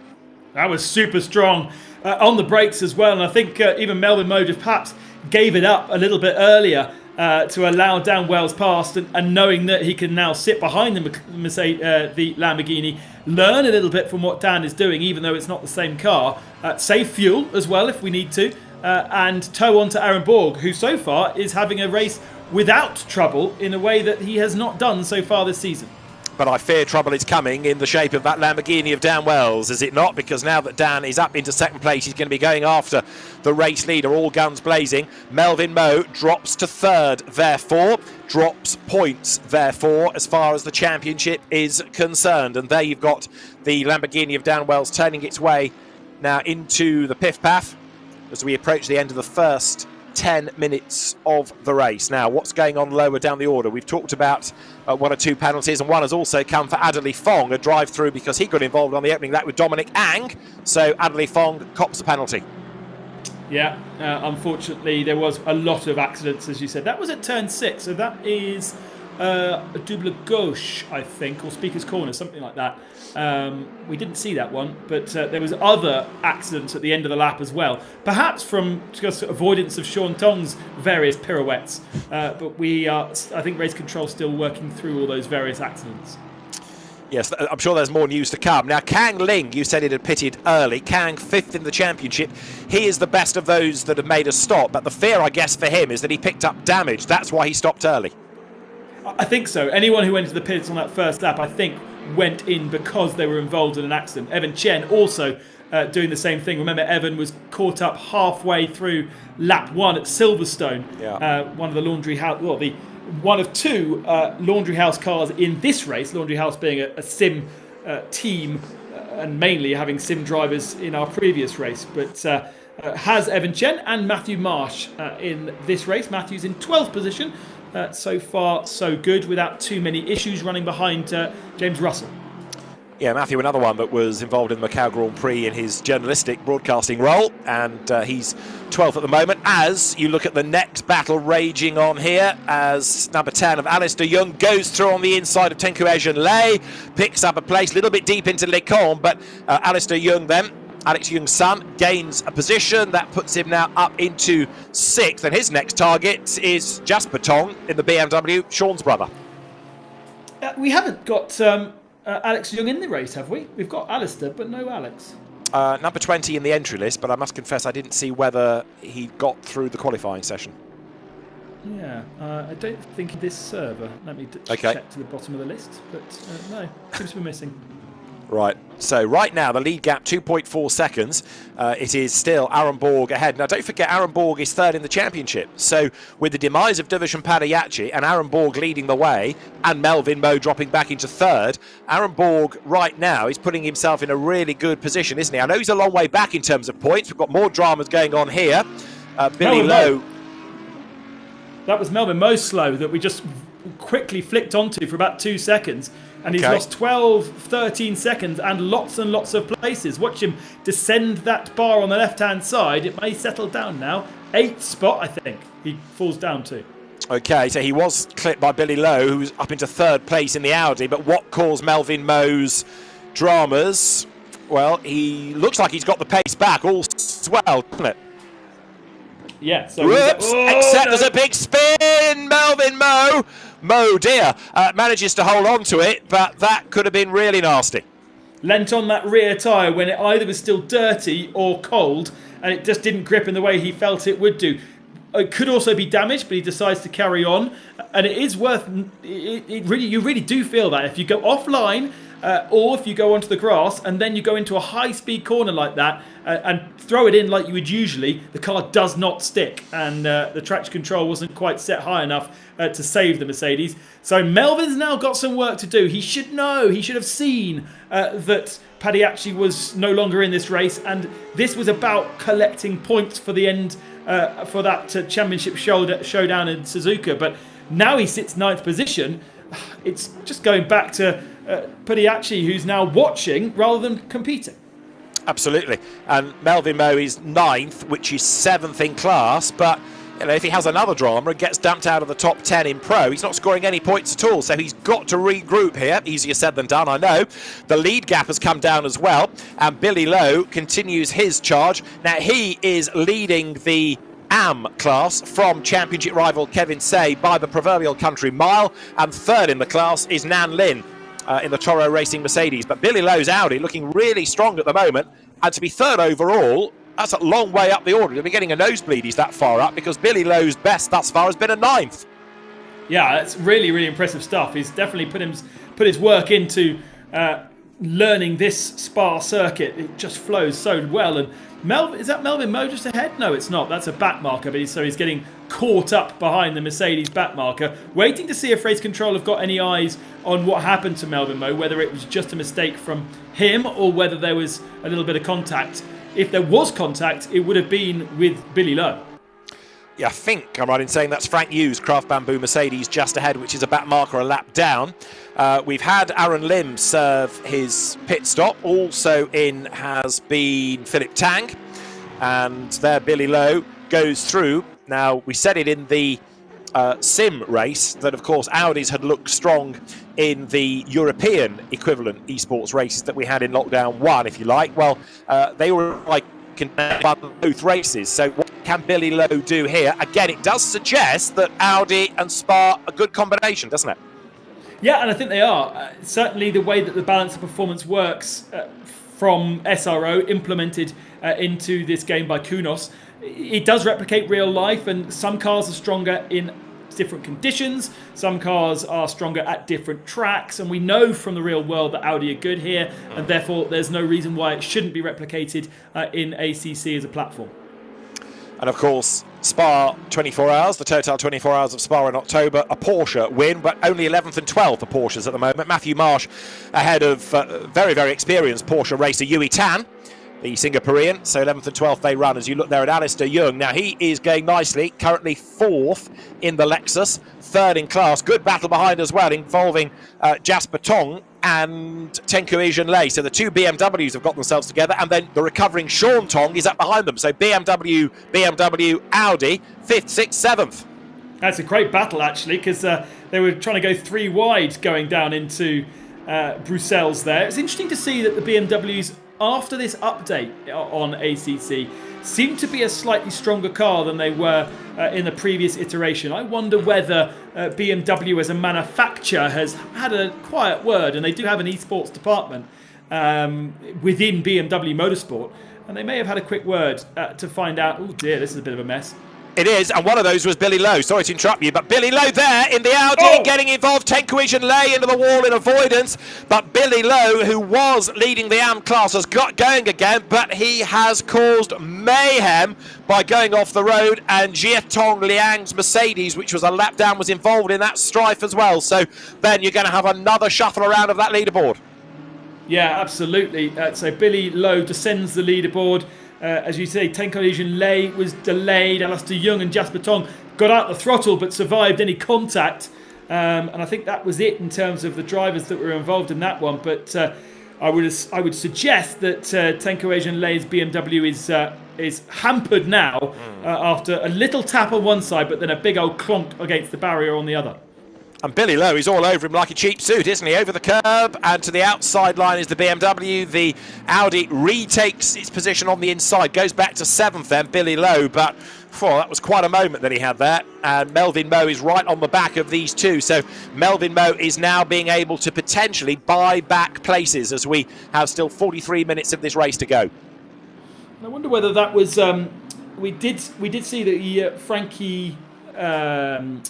we did the Craft Bamboo car being lapped, but I wonder whether it ever got lapped, or in fact whether there was contact between Billy Lowe and Frank Yu instead. I don't think it was Frank Yu, that was my mistake. I think it was the car of Jia Tong Liang which was involved in that incident with Billy Lowe. So it was a Craft Bamboo Merc, double digit, wrong one, sorry. And I think they did get themselves together. So Jia Tong Liang, who was already on the back foot, even further delayed as a consequence of that drama. Jasper Tong, however, in 67 BMW is going very strongly right now, up into 4th place, 11th last time out. Of course, he missed the opener, and right now he's ahead in this if you like, internecine fight because he's got his brother behind him, the more experienced Sean Tong. How is Sean Tong still there after that the first couple of corners? Pirouetting twice on lap 1 and already back up to P5 and with good pace. So definitely the Audi is the car to have today. That's certainly working well. And just look how much smaller it is than the BMW. The BMW is such a beast of a car. But also seemingly running okay around Spa. The BMW is another, of course, with a good pedigree in the 24 hours here. So I know we're only doing a 1 hour race, but it is the type of car that's had 24-hour success in seasons past. Valkenhorst as an example, and way out wide, understeering himself off the road there. Jasper Tong, Sean Tong actually not close enough to gain out of that. And if anything, I think he was measuring his pace against his brothers and almost came a cropper. 30-second penalty for car 11. We're still on lap 1 here, so that is Sean Tong. Unfortunately, he's going to be picking up a 30-second penalty for a collision with Adley Fong on lap 1, and there's still plenty more to come because we've seen other accidents too, but that's a shame for Sean Tong. He didn't really look like he was in control on lap 1, so how he can get a penalty for being out of control, I'm not quite sure. Tongue in cheek. Yeah, well, he did, and also for causing mayhem. Going back to Billy Lowe's drama, that cost him the AM lead. It's put Kelvin Say up ahead of him, and so Kelvin Say would be champion if things stay as they are. As long as Say is ahead of him, first and second, or second and fourth, then that's enough to give Kelvin Say the championship. As you look at Yuki Taniguchi there in 16th place in the Nissan.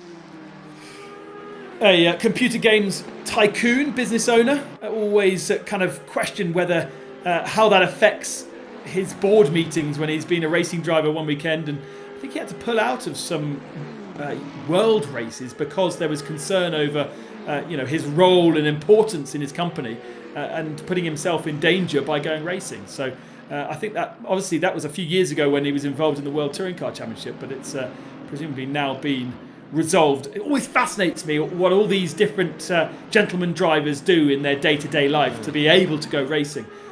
Something that we kind of slightly ignore these days, but certainly Mr. Taniguchi, very much a high-profile name in the world of computer games, just not sim racing. Yes, you have some fascinating ones, really, in the GT arena, perhaps more, because that's where you find more AMs these days, more wealthy AMs that can go racing. The Battle of the Tongs continues, doesn't it, there, with Jasper ahead of Sean. This is for 4th place, and it's a proper fight that has got itself also with back markers around. So Sean Tong's Audi then goes into the Piff Paff on the tail of the BMW brother Jasper. Up front, Dan Wells is just creeping back onto the tail, is he not, of Aaron Borg. It's still a second and a half. He's not riding shotgun, as it were. He's not crawling all over the back, but the gap has come down just a touch between the top two. Little seesaw of who does the best lap between those two. Last time out, it was Aaron Borg who was faster than Dan Wells, but the last time I looked, it was the other way around. So, as you say, the gaps, when there is a seesaw, it is larger, and Aaron Borg loses 0.4 of a second on that last lap, so he then now goes slower than Dan Wells on that last lap, and the gap reduces by 0.1 of a second. Ultimate lap time in 18.6 at the moment. Oh, and contact there. That was the back marker getting in the way of Jasper Tong, who says, get out of my way, runs the Mercedes off the road coming out of the chicane. Jasper Tong goes through, Sean Tong chases after him as they head down towards La Source now. But is that getting a bit more? The Mercedes, look at that, a lapped car outbrakes Jasper Tong, and that's going to give the opportunity to Sean. Yes, gains a place, goes ahead, but the Mercedes really should not be outbraking a car that's just lapped it, and drama comes down the hill, and it takes Sean Tong into the barriers this time, the Mercedes off the racetrack as well. Still trying to identify which Mercedes that was, but that was not acceptable, was it? No, we'll soon be able to see exactly who that was from the timing screen, but I feel as though he's way down the order. Yeah, Jiatong Lang it is, who is last in the race. So race control may have to get pretty strong with him, because that was unnecessary, and he was involved in a battle that he shouldn't have been. Now, absolutely. Sean Thompson somehow seems to still be going, ploughed through the wall, and seems to still be running relatively fast. Now, he does have a penalty, but it's not been shown yet on our TV graphics. Yes, he'd copped a 30-second penalty, hadn't he? But now he'll certainly have picked up damage. That's where we had the sizable Lamborghini accident in the Super Trofeo race before the 24 hours this year, that section of circuit. There is Sean Tong. Well, he's carried on, but yeah, Jia Tong Liang has a case to answer out of all of that. He was getting in the way, he was outbraking quicker cars that had lapped him and then getting involved in an accident. So race control will have a long look at that. But Sean Tong's Audi's pace will be compromised. And look, he's being caught now by Tengku Ijanlei as the cars go to the pith path.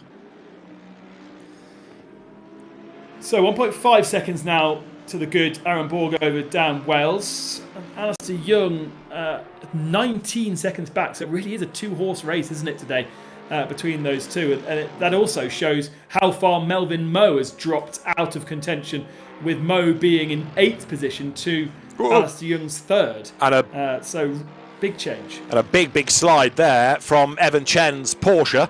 You're looking at Leona Chin, but Evan Chen behind had a huge moment and has lost a place in the process to Dominic Ang. So there, look, the two Porsches have done a switcheroo. Billy Lowe came into the pits that last lap. It looks like he's come out ahead of our previous lead pitter, Kang Ling, who's 19th. Dominic Ang has got ahead of Evan Chen in the battle of Porsches for those two. But it does look as though all of those guys that pitted early doors, they were including damage repair as well. Now, one of the things we had in the sim race was the tyre degradation, as there you see, just to cover this off, Dominic Ang making the move against Leona Chin's Mercedes, and through will go Dominic Ang on the inside line, and Evan Chen will go through as well. Leona Chin falls out wide off the racetrack there. She's back on, but losing a couple of spots. Now, tyre degradation we had on a wet road. What about in the dry, Ben? Are we expecting, as the Porsches switch around, Evan Chen through, are we expecting drivers here to need another set of tyres in the dry, in the higher temperatures, or can they go the distance? No, I mean, if you think about real-world Spa 24 hours, they can easily do around 55 minutes, I think, per stint, and they sometimes even double stint the tyres. The model of the tyre is so accurate, right. Pirelli giving all of the data they could possibly find to Kunos, who developed the game, so that the feel, and you know, the feel of a race car is so much through the tyres, is identical to what the guys feel in real life. And so all of the data for the 2019 tyres and then the 2020 tyres is in this platform, and they should be good. The pace might not stay as high, but it won't be a massive drop-off like the wets had, because effectively the wets in the sim race were just being overheated and worn down to slicks. Right, Sean Tong into the pit lane, so we know he's picked up damage and he's got a time penalty to serve, so he is going to, if he does rejoin actually, because the race is as good as over for him, he's going to fall a long way down the order. Yeah, interesting. He won't be able to serve that penalty that he's been handed by race control until it's put into the platform. And if it's put into the platform, then we'd see it on the graphic. So a little technical hitch going on there, I think, from race control, because ultimately he can make his pit stop now, and maybe not aware that he's got a penalty for contact, because again, he's not seeing it in game and he won't be listening to us. So doing it race as per usual, and then that penalty will appear a bit later on. There it is. Now it appears. Okay, and you've got Yui Tan on screen at the moment. Yui Tan in 11th place, regular from Carrera Cup Asia. Runs way out wide there, going through Stavilo off the racetrack. Louis Pret tries to attack him. Yui Tan, he's raced in Porsche Super Cup, driver coach, corporate day, company owner, kart centre owner, and well versed in Porsches as he has the battle. Kevin Say going through in the number 38 Mercedes, looking as though he's on target here, not only for a class win in the race, but also in the championship. Yeah, absolutely. No challenges where he needed Billy Lowe around him. Billy Lowe has now pitted though, and yes, we had him in contact and slowed down, but let's see how the strategy plays out, whether Kevin C is able to lap at the same pace as Billy Lowe on a different part of the track. At the moment it's too early to tell, because this is the first lap out the pits for Billy Lowe. But, you know, sometimes, as we've seen in previous races, especially with the variance of pace of our real-world drivers, it is possible to do a pit stop and do a bit of an undercut halfway through a race. Indeed so, yes, that pit stop, which is to mirror, if you like, the fact that you get pit stops in the real world racing can be used to your advantage. And it's been noticeable, hasn't it, since that first race, that drivers are thinking more strategically about the value and when to use it. You're looking there, number 38, Kevin Say, but just looking at the leaderboard, Aaron Borg, race leader. Do we need to worry about his internet connection, Ben? Because that little yellow bar has got quite large in comparison to others. I would worry more about Nan Lin's that's turned red. Oh, yes, quite. Fair point, fair point. Yeah, the yellow it's not as good as the best, but it's not a total disaster. You may worry about his pace, though. When he comes and finishes his lap in a few seconds' time, that gap is going to be smaller than it was. It will confirm in just a few seconds' time. Actually, it's gone out again. So they've obviously been compromised with traffic. Midway through that lap, he was a second slower than his previous best. But then Dan Wells obviously got slowed up by the same bit of car that was slowing Aaron Borg at the start of the lap. It's still rather elasticated, isn't it, that gap? As you say, it's rising and it's falling. Kevin Say, the leading AM, 5th place overall now, doing a very good job. Kevin, who came from European racing initially, he raced for a time in the German Volkswagen Polo Championship. He's raced in Carrera Cup, in GT Asia, in the Audi R8 Cup, in Asian Le Mans. So he's a massively experienced driver, even though he's an AM for our purposes here in the Craft Bamboo Mercedes. Yeah, I'm not sure how it was all decided who would be AM and who would be pro in this race. It makes sense in the hot lap competition for our sim race that the hot lappers that enter are in one category, and then the pros that are invited are in a different one. But I'm not sure how they worked it out here. No, I mean, I have mentioned in the past about Yui Tan being an amateur, which surprised me given his experience of Porsches. However, better brains than ours have worked this out. Felipe de Souza, you're looking at now for the Tarmac e-motorsports squad with the Audi, and he's about to lose to another Audi of Billy Lowe. So Billy Lowe has made his pit stop. Felipe de Souza, we've seen him TCR and WTCR. He comes under attack down towards the chicane. Billy Lowe lines up on the inside, but for the moment, de Souza keeps him at bay. De Souza presumably was also another of those drivers racing Macau last weekend, and therefore probably compromising the amount of practice that they can put into this particular event because of the way it falls. You just need so much practice, so much commitment. I mean, you see in some of the pro sim drivers, they, even between sessions, will still be lapping, something again you can't do in the real world, on a different server so that they can still continue to tweak that setup and exchange information with other drivers. So de Souza, having lost that place to Billy Lowe, now losing a real chunk of time, isn't he? Billy Lowe up into 14th place. And where's our leading pit stopper? It is still Billy Lowe, but he had some damage in the process of serving that stop. And that's the thing, you know, by being on a different part of the track, he's now catching slower cars that perhaps have not pitted, like Felipe de Souza. So that then can compromise his lap time. His lap time last time, a 2:22, which is similar lap times to what the cars around him are doing, but because he's pitted, he's kind of out of place. The guys at the head of the field are doing 2:19s. So, you know, he's losing a huge amount of time stuck behind somebody, but then when he's got clear track, he can then push on. Dan Wells is being given a 15-second penalty for causing a collision with Darrell O'Young. With Darrell O'Young? What the? Okay. So that was on lap 5 of the race, according to race control, but unless that was Darrell O'Young being lapped, I can't instantly explain why Dan Wells would have been anywhere near him. Was it perhaps Melvin Moe? Darrell O'Young and Melvin Moe would have the same livery, wouldn't they? As Melvin Moe comes in to make another pit stop, or his pit stop. Here's a weird one that doesn't happen in real life. Maybe he's wearing the wrong livery, Melvin Moe, and therefore he's got the wrong number on his side of his car. It'd be difficult to do, I think, but it is possible. Because lap 5 was around where Melvin Moe had his accident, wasn't it? It was. So maybe that's where the slowness had come from, because there'd been a brush between them. Anyway, there is Melvin Moe. We'll try and unravel it all. And there is Melvin Moe, who is going from the F1 to endurance pits, serving the mandatory stop. So it's not been a great race thus far for Melvin Moe, but can he buy back places in the second half of the race? We have, of course, tipped over half distance now. 28 minutes on the clock still. Being corrected by Mr. Tom Hornsby, that actually Daryl Young should be in the VLT yellow machine, so they shouldn't be in different liveries. So there should be no confusion. But Daryl Young's down in 29th position, so probably has had an accident, but I'm not quite sure he was anywhere near down. Interesting. That'll rumble on. So, of course, racing drivers are always innocent, doesn't matter what they do. So Dan, of course, will say, oh, never touched him, Your Honour. Billy Lowe, in the meantime, remains 13th and the best of the stoppers as he comes up through Les Combes. But Dan Wells, yep, there it is. You can see it on the graphic, plus 15 seconds. So the race director is happy with his decision. And unless Dan can somehow argue the case, that is going to be really draconian, isn't it? As you see Melvin Moe rejoining and losing places as he comes up to Bruxelles. Now, Dan Wells hasn't made a pit stop, so when he goes into the pits, he'll be held for 15 seconds, and that penalty will be cleared in a different way to Sean Tong, who sits 24th there and has that 15-second penalty over him.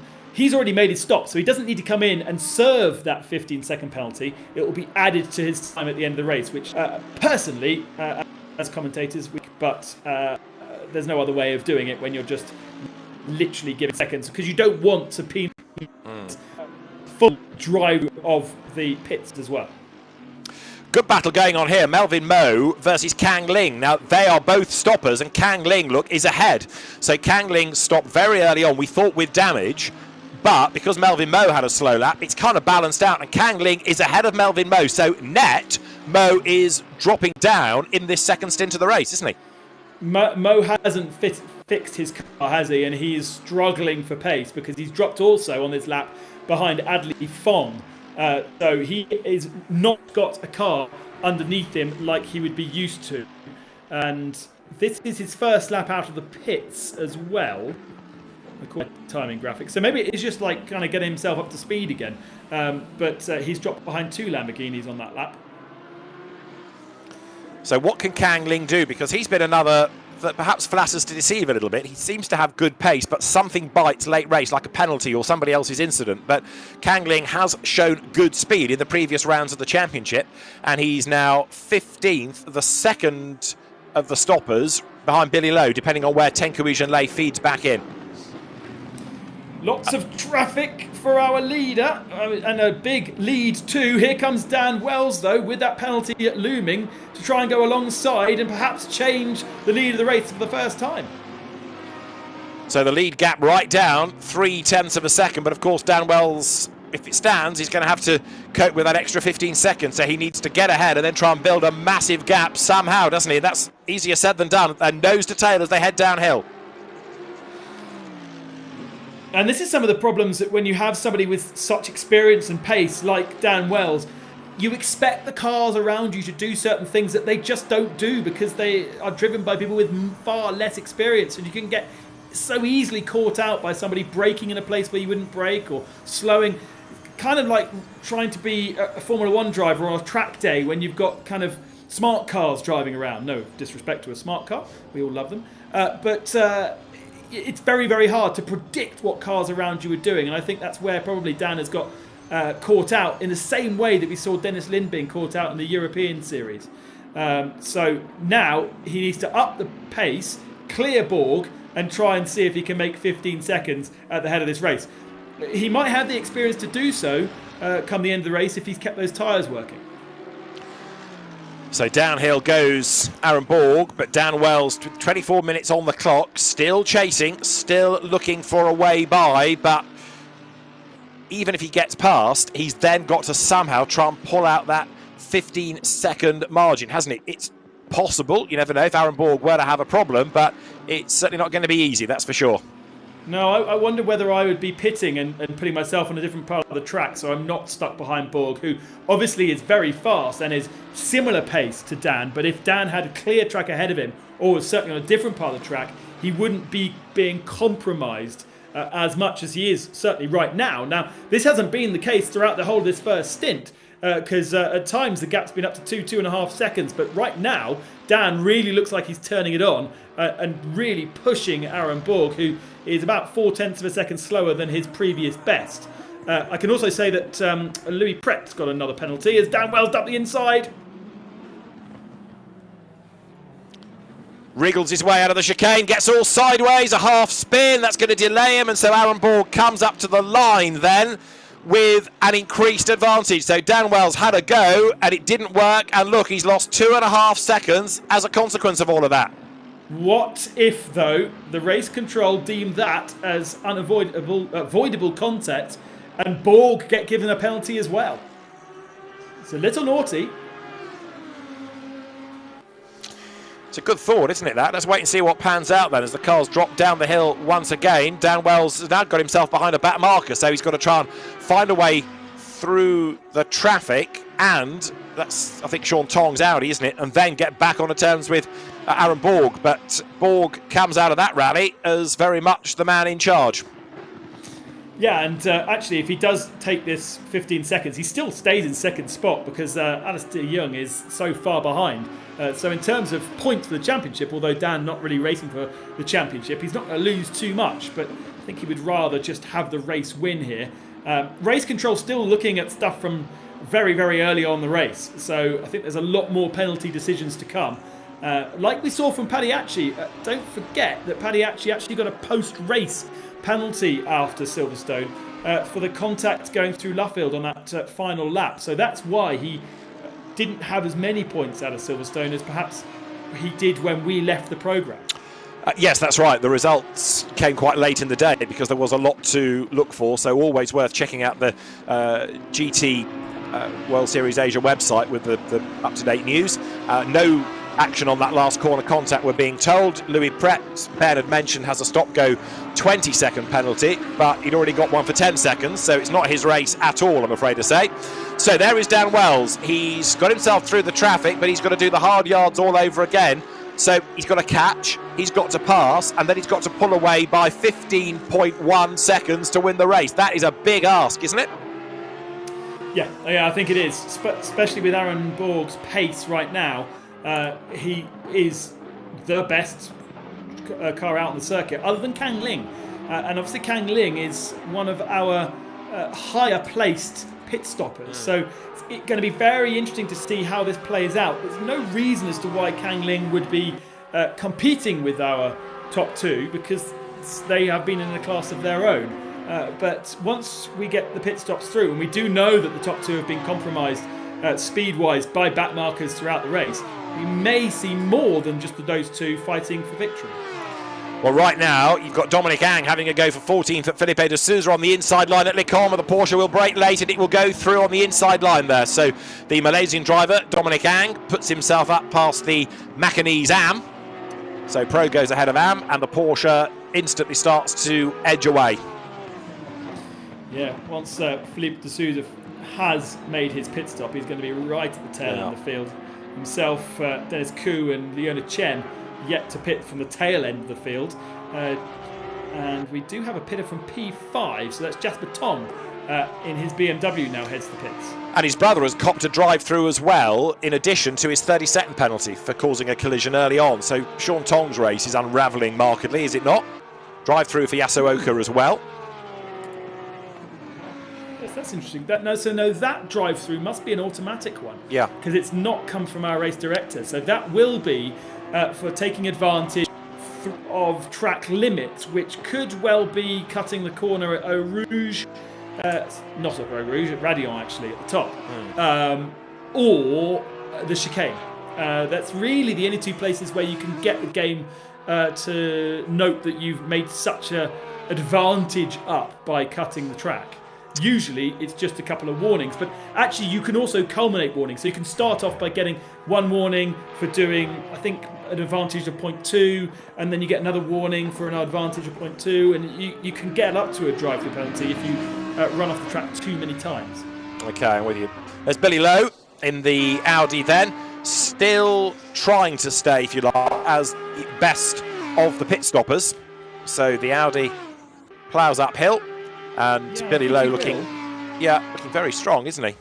It's a real shame he had that incident early on because it compromised the overall position. Jasper Tong goes through. It's come out of the pit. It's not come out of the pits yet. Sorry. So Billy Lowe goes through and keeps that kind of virtual position. We're not quite sure how it shakes out come the top drivers, but there's not so many that really owe us pit stops anymore. We're only, I suppose, 18 minutes left of the race. So more and more as we do these races, we see that people like to leave their pit stops late, which we were questioning at the when we were at Laguna Seca, but it seems to be the rhythm. Interesting, we saw an early pit stop in the sim race earlier on, and somebody's outbraked themselves completely at the chicane, and it did not work, did it? Brandon Dove pitted when he was in the lead and didn't win the race. He dropped back as perhaps a consequence of taking the stop too early. Admittedly, that was in wet conditions. Kevin Say up into 4th place now. Who was that in the Mercedes that ran out of road? Was that Nan Lin possibly out of 5th? Not lost too much time. One driver that has on that last lap, Felipe de Souza, 17 seconds slower than he was, and Andrew Harrianto is also not having a very good lap. Harrianto, though, is in a Bentley, and de Souza is in an Audi, so I'm not sure. Yeah, it looked like one of the Mercedes had outbraked itself, and I think possibly it was Nan Lin. However, Kevin Say doing a really good job here. We know he's very experienced in real-world racing. 8th, his best outright result of the season, but he's on target to win the championship here within the AM class, is he not? Yeah, looking good so far, but again, depending on how much pace Billy Lowe has managed to put down different parts of the track, running faster than, especially when Kevin Say finds himself in traffic. Yes, there was a gap pre-race, but pre-stop, I should say. But just how much of a gap is that still going to be come the pit stop from Kevin Say? That is the question. It is indeed, as Billy Lowe presses on. Very frustrated after the earlier delays, but the Audi drops downhill. Billy Lowe from China GT Masters Asia he's raced in. 38 Kevin Say goes through, and 4th place outright. Now don't forget that's 4th on the road. Depending on what that 15 seconds for Dan Wells does, he could be even better than that, couldn't he?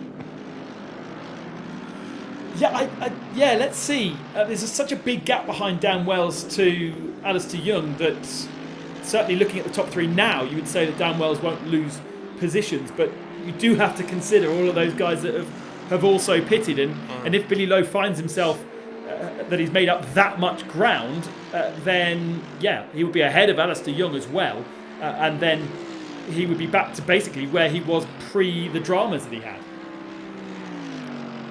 Kevin Say doing a very impressive job indeed. His next target, in a sense, Alistair Young's Lexus, but Kevin Say's leading his class. So as long as that message is getting through to him, and from Craft Bamboo Racing it should, the AM class championship leader, champion-elect, heading for a 3rd victory of the season, comes over the line. His work is done. Just bring it home. Make a good pit stop. Don't make any mistakes. Championship's his. Let's see. I'm not sure. I think Billy Lowe's got good pace underneath him, and in that last lap took a second out of Kevin Say, and I don't remember how many seconds he lost, but everything is still possible with 15 minutes remaining. We're getting to the point now where things are getting lighter because they've got less fuel, but the tyres will be the best of the tyres are gone. Not so many people at the head of the field losing massive amounts of time. Alistair Young in traffic right now, so he's losing a bit of time. And that traffic will soon be with Kevin C as well. There is Young, 3rd, getting himself up past Dominic Ang, but the lead gap is down again, isn't it? So Dan Wells has fought back quite nicely, 1.4 seconds, but even if he gets through, he surely can't pull out 15 seconds unless Borg has a problem. No, I don't think so. I think really, unfortunately for Dan Wells, that is just going to be just too hard. Here is Aaron Borg. And those two are just running very, very good times. They're running very consistent times. They're not kind of going back and forth like we saw on the first race of our Real Drivers series, where the consistency wasn't there. They would do a really fast lap, but then they would do a really slow lap. Dan Wells and Aaron Borg have just been consistently fast at the head of the field. Though saying that, with that traffic last time, Aaron Borg has lost 1.1 seconds, and Dan Wells is right on his tail again. He is indeed. He's brought the gap right down, hasn't he? It was 9/10, it's now 6/10 as he goes over the timing line. As far as the AMs are concerned, it was about 2 seconds between Say and Lowe before the stops. This is Aaron Borg's view as he comes out of La Source. Now, equally, he can't afford to make a mistake. If he does have a spin, let's say, that suddenly helps that 15-second problem for Dan Wells, because really, Alistair Young, I think, is too far back. So Dan Wells versus Aaron Borg versus that 15-second. That's now the battle. Bit of fuel saving going on as well for Aaron Borg on map 2. Don't think we know that the Mercedes is thirsty. We know that's a feature of the Mercedes on ACC.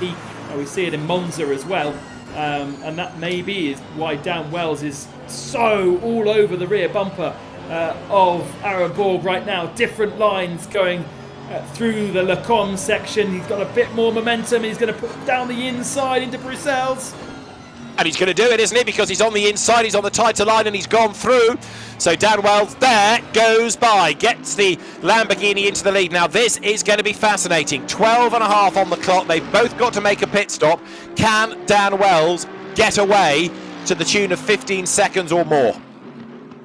Well, on this lap, evidence, yes, he could do it, because Dan is 1.4 seconds faster at this point in the lap, halfway around the lap, than Aaron Borg. I wonder whether, number one, Aaron has realised he's not got enough fuel to get to the end of the race, so that's why he's turned it down to map 2, or is he asking a bit too much of his tyres right now? Has he got himself overheating the tyres? The track conditions, it's 8:15 in the evening, so the track conditions should be getting cooler. So it's 11 degrees, so it's not hot. But that 11 degrees tends to mean that you do ask a lot of the tyres, because they don't stick as much as they would do if it was a hotter day. So you tend to kind of grate the tyres more and wear them down harder. Let's see if Aaron can get himself back settled in. Now he's behind the Lamborghini, and hopefully doesn't get drawn into kind of trying to be too fast and make this mistake. Oh, that's it, isn't it? Because 15 seconds is still quite a big margin. Up over the timing line then goes Dan Wells. So he's got the lead, but he's only got away by just under a second. So with 11 minutes to go, it's 0.9 of a second. I don't think it's on unless Borg makes a mistake or has a problem in traffic, and you never know what might strike in these races. Downhill they plunge. So we are almost approaching that final sixth of the race as they come through Eau Rouge here. There is Dan Wells. To the eye, you would say he is getting away though now, but he's not driving away by seconds per corner. That's the problem. And now there's only 11 minutes to go. Has he got enough time left in the race? Dan Wells did his best lap of the race only 2 laps ago, an 18.957. So he's got plenty in his car. He can definitely still push. And in fact, he's going faster on this lap already than he'd been previously before. So there is the pace there as Kevin C, our AM leader, comes into the pits, and the significant thing is where he comes out of the pits in relation to Billy Lowe. Absolutely right. So that could decide the AM class in the race and also determine what happens in the championship. Right, Billy Lowe is down then, as you see, approaching Stavelot now through the curb Paul Frere as Kevin Say arrives in the pit lane. So Lowe up the curb, Say sits there for quite a long time before he's able to he's rejoin. Taking some fuel. He's obviously decided that he needs fuel rather than fuel save, and he lost a couple of seconds to Alistair Young, who is just ahead of him.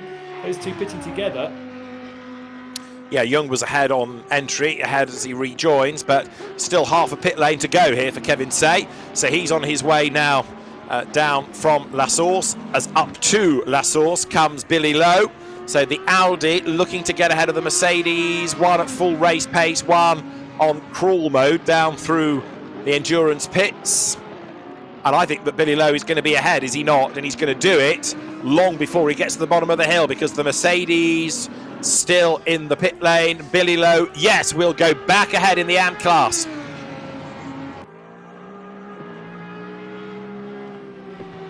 You see the Mercedes in the background, but Billy Lowe has done it then, so he puts himself ahead, and that means that the AM Championship is going to go down to the last round of the series. Good news, that's what we wanted. Didn't want a championship that is decided too early, so great news to have everything still open with our final round in a couple of weeks' time. Now that is Aaron Borg coming in. He's lost his race lead and now serves his pit stop. So let's see what he does. Is he going to take on fuel here, Ben, do you wonder? Let's have a look. He was fuel saving, but again, he does need to sit in the pits a little bit longer than you would expect. It's not a lot of fuel, but it's a little splash. Usually, with a no fuel or tyre stop, that car is only really stationary for 1 or 2 seconds. So I would Okay. say he's taken some, probably safety, to get him to the end of the race because he'll know that Dan Wells has got that penalty. So that was probably a wise choice rather than a race fighting choice. Okay, now go back to this Dan Wells penalty for us. It's a plus 15 second, it's a time penalty. That's added on at the end of the race, or he has to serve it when he makes his pit stop? He doesn't have to. He will have to serve it when he makes his pit stop because he hasn't made a pit stop. So it will be Right. He'll be stuck in the pits for 15 seconds. He can't choose to opt against it. If he didn't make a pit stop, it would be added to the end of the race. Right, okay. So he can't argue about it because No, it's exactly. there. He's got to serve it. Right. So there is Billy Lowe, and he is the AM leader once more. It's going to be interesting as well to see where he is in relation to Aaron Borg as the best pro stopper right now. But Billy Lowe comes into the chicane, into the right, into the left, and we've got 7 minutes on the clock here. But you've got to feel a bit for Dan Wells. We haven't seen the incident. It could be that when we do see it, he's banged to rights. But it's been a really good debut in the championship. And yet, after all his hard work to help others with their sims, their rigs, he's going to cop a penalty and not win the race potentially.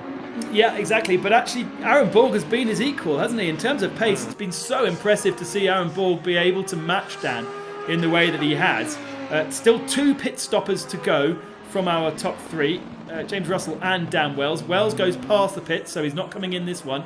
He's leaving it to the very end. But I wonder just how high Billy Lowe is going to elevate himself here. It could be a really good recovery drive in that Audi with the extra pace.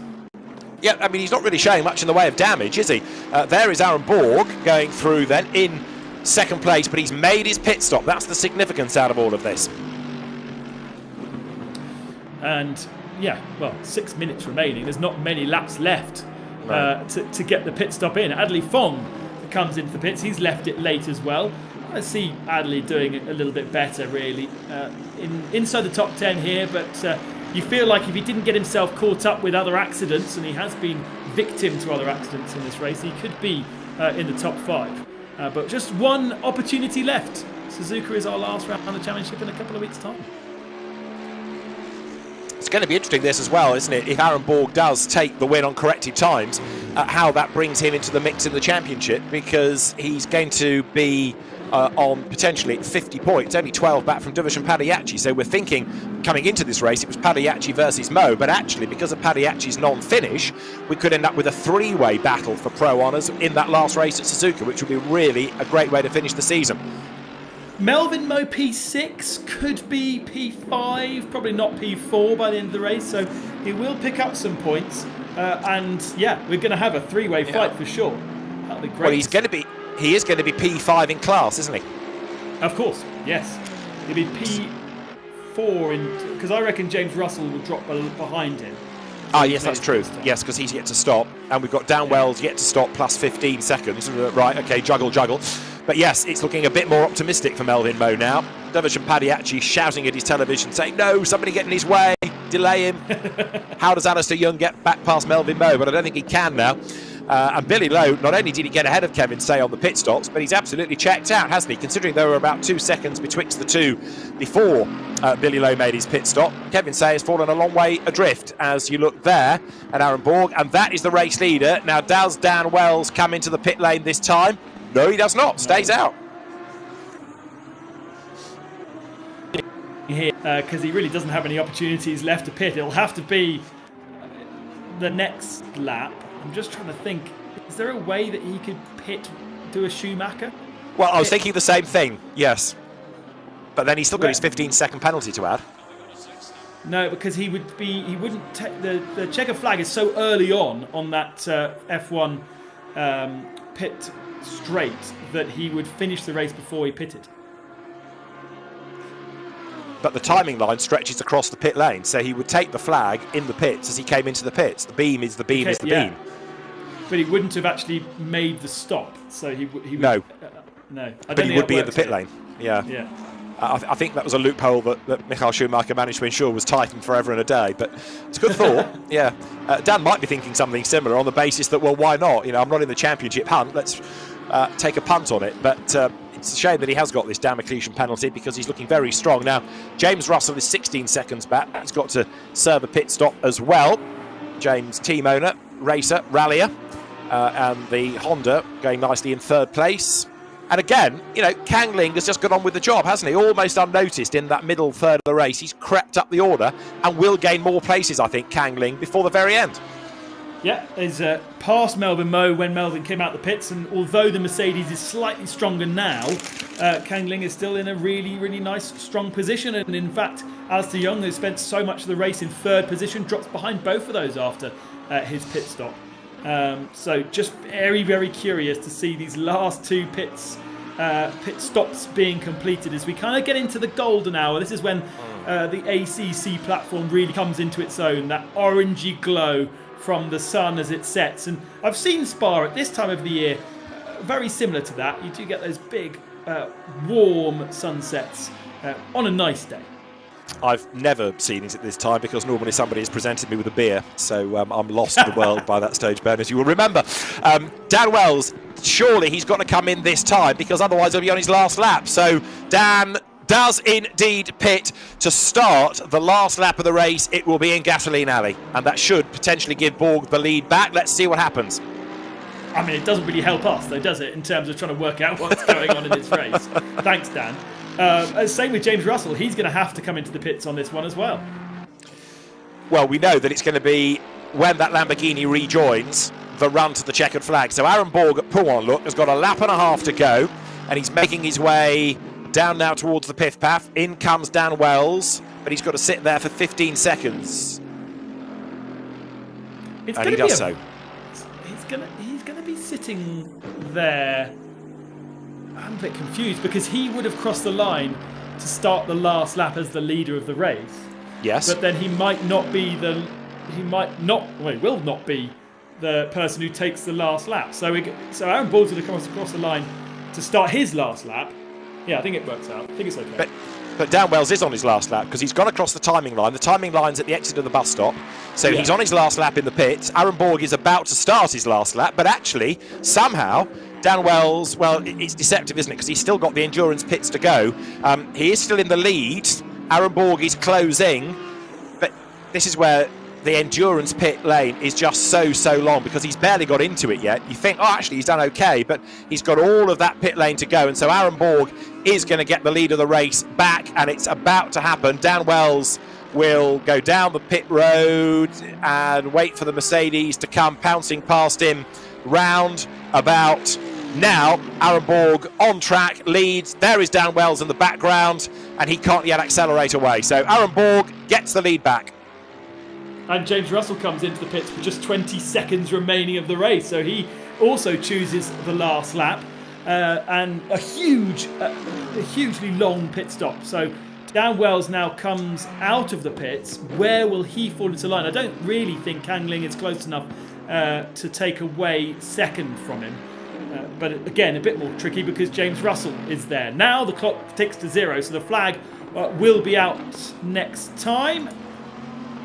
Right, so there is Dan Wells, 12 and a half seconds back from Aaron Borg at that first sector point. And now you don't have to worry about the penalty because he served it. We're now not adding times to anybody. So down towards Bruxelles goes Wells. But as long as Borg doesn't make a mistake, it's game over, isn't it, as far as a win for Dan Wells is concerned? Yeah, and 12.4 seconds. If he didn't have that 15-second penalty, he'd be 2.4 ahead. No, 2.6 ahead. But yes. I was waiting for Kang Ling, but he's 30 seconds back. It just shows the pace that those two put in at the start of the race. Unbelievable to have such a huge advantage over the rest of the field. The other one that I think perhaps can feel a little bit hard done by is Billy Lowe. His pace has been outstanding, and yet, of course, he had that incident in the first third of the race. Without the time lost there, could have been a whole different story. But yeah, Aaron Borg is going to take a second victory of the season, but crucially he's going to bring himself into the mix in the championship, going to Suzuka. December the 8th is the date. We're in for a really brilliant final 2 races of the TCL GT World Challenge Asia Esports Championship presented by Tarmac Works, and for the first time this year, Aaron Borg is going to come up and score a race win. The checker flag at the ready. There is the flag. Aaron Borg victorious at Spa, his maiden victory in the championship.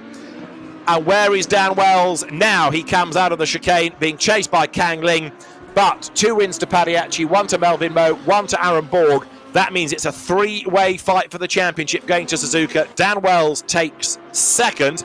And there is Kang Ling set for 3rd place. But as ever, Ben Constanduras, a race of high drama. High drama and some really strong performances now. These guys are getting just as good as the sim drivers, especially those front 2. An absolute dominant performance by the 2 of them, and I can't wait to see how they all get on with Suzuka, which of course they've already raced in the Charity Cup. So they'll have some experience. There's lots of time for practicing. Can't wait to see how it goes. Billy Lowe as well, 2nd class win of the season. And that brings us nicely to that final round as far as the AM competition is concerned, because it means now that you're going to have, although Kevin Say will still be ahead, the gap is going to be markedly narrower. It's going to be, 13 points between them. So it's still a tough one for Billy Lowe to win the championship, but it is possible, it is doable. But Aaron Borg then, maiden victory. Well done, Aaron Borg. Dan Wells 2nd, Kang Ling in 3rd place. And yet another fabulous race within the championship, and 1 more race per class to go, and that's going to be at Suzuka, which promises to be the perfect setting for a championship showdown. But for Aaron Borg, a maiden victory, and he really deserved that. Good pace, didn't put a wheel wrong, and although we had a great day here, Paul Jeffrey, already we're looking forward to the showdown at Suzuka, aren't we? Fantastic. Thanks very much, David. We are indeed an absolutely sensational race at Spa-Francorchamps, delivering drama, excitement, and Ben, all the way through to the checkered flag, it was still open who was going to round out those podium positions. Yeah, well, thanks to Dan Wells not pitting, basically, wasn't it? if he'd pitted a little earlier, we would have known a bit earlier on what was going to happen. But that was his choice. Not quite sure why people make that choice. I guess it's down to a rhythm thing. You don't want to upset your rhythm by making a pit stop, and so just sad really for Dan, because he's incredibly fast and obviously got caught up with Darryl O'Young at one point. Didn't see it on screen, but ultimately you could have won the race if it hadn't been for that 15-second penalty. And of course, with Padiachi retiring from the race, our championship leader, bit of a missed goal for Melvin Moe. Couple of mistakes there, dropped him down to 6th at the flag, and this could have been a big point-scoring weekend for Melvin. Yeah, Melvin wasn't driving a car that was totally straight. I'm pretty sure that Mercedes was not working as well as it should have been after the various contacts that he had. A great opportunity, should have stayed out of trouble more and really just bagged the points. Very unlucky for Padiachi to have an internet go down, but as we said in the commentary, that's sim racing for you, isn't it? You know well, if your wheel breaks, your pedals break, your computer decides to do an update. There's so many things that happen in sim racing that don't happen in the real world, but are considered basically kind of technical issues. Well, that's it. Mechanical failures are a part of life in real and virtual worlds. And David, one quick final thought from Spa-Francorchamps. We are set up for a battle royal in the final round at Suzuka, aren't we? Absolutely so. Across all 4 classes, we are in for 2 excellent races. We don't yet know what weather we're going to have thrown at us, and I'm not entirely convinced actually that anybody really can go there just to bank points. I need to have a look at the real AM situation, because relatively speaking, Kelvin Say and Billy Lowe have been the class of the field. Kevin Say might be able to take 2nd place, bank the points, but pretty much everybody, and this is the good thing for us watching, everybody pretty much has got to go there and leave nothing on the table. They've all got to go and attack in order to win championships. It's not a case of plod round towards the bottom of the top 10 and just bank a few and win the championship. We're in for 2 really exciting attacking races. Bring it on! Superb. Thank you very much, David, once again for lending your voice to this broadcast. And to Ben, some final thoughts. If you were a betting man, who would you have your money on heading into Suzuka? Oh, that's a tricky one. Probably if I was a betting man, I'd like to play safe and go with a guy who's leading the championship at the moment, who's got that slight advantage. But ultimately, that can add pressure, can bring difficulties. And, we know that some cars work best in different environments, and Suzuka is its own track and has its own characteristics, and therefore could certainly favour other cars than perhaps we've seen being strong so far in the championship. And again, as David said, what about the weather?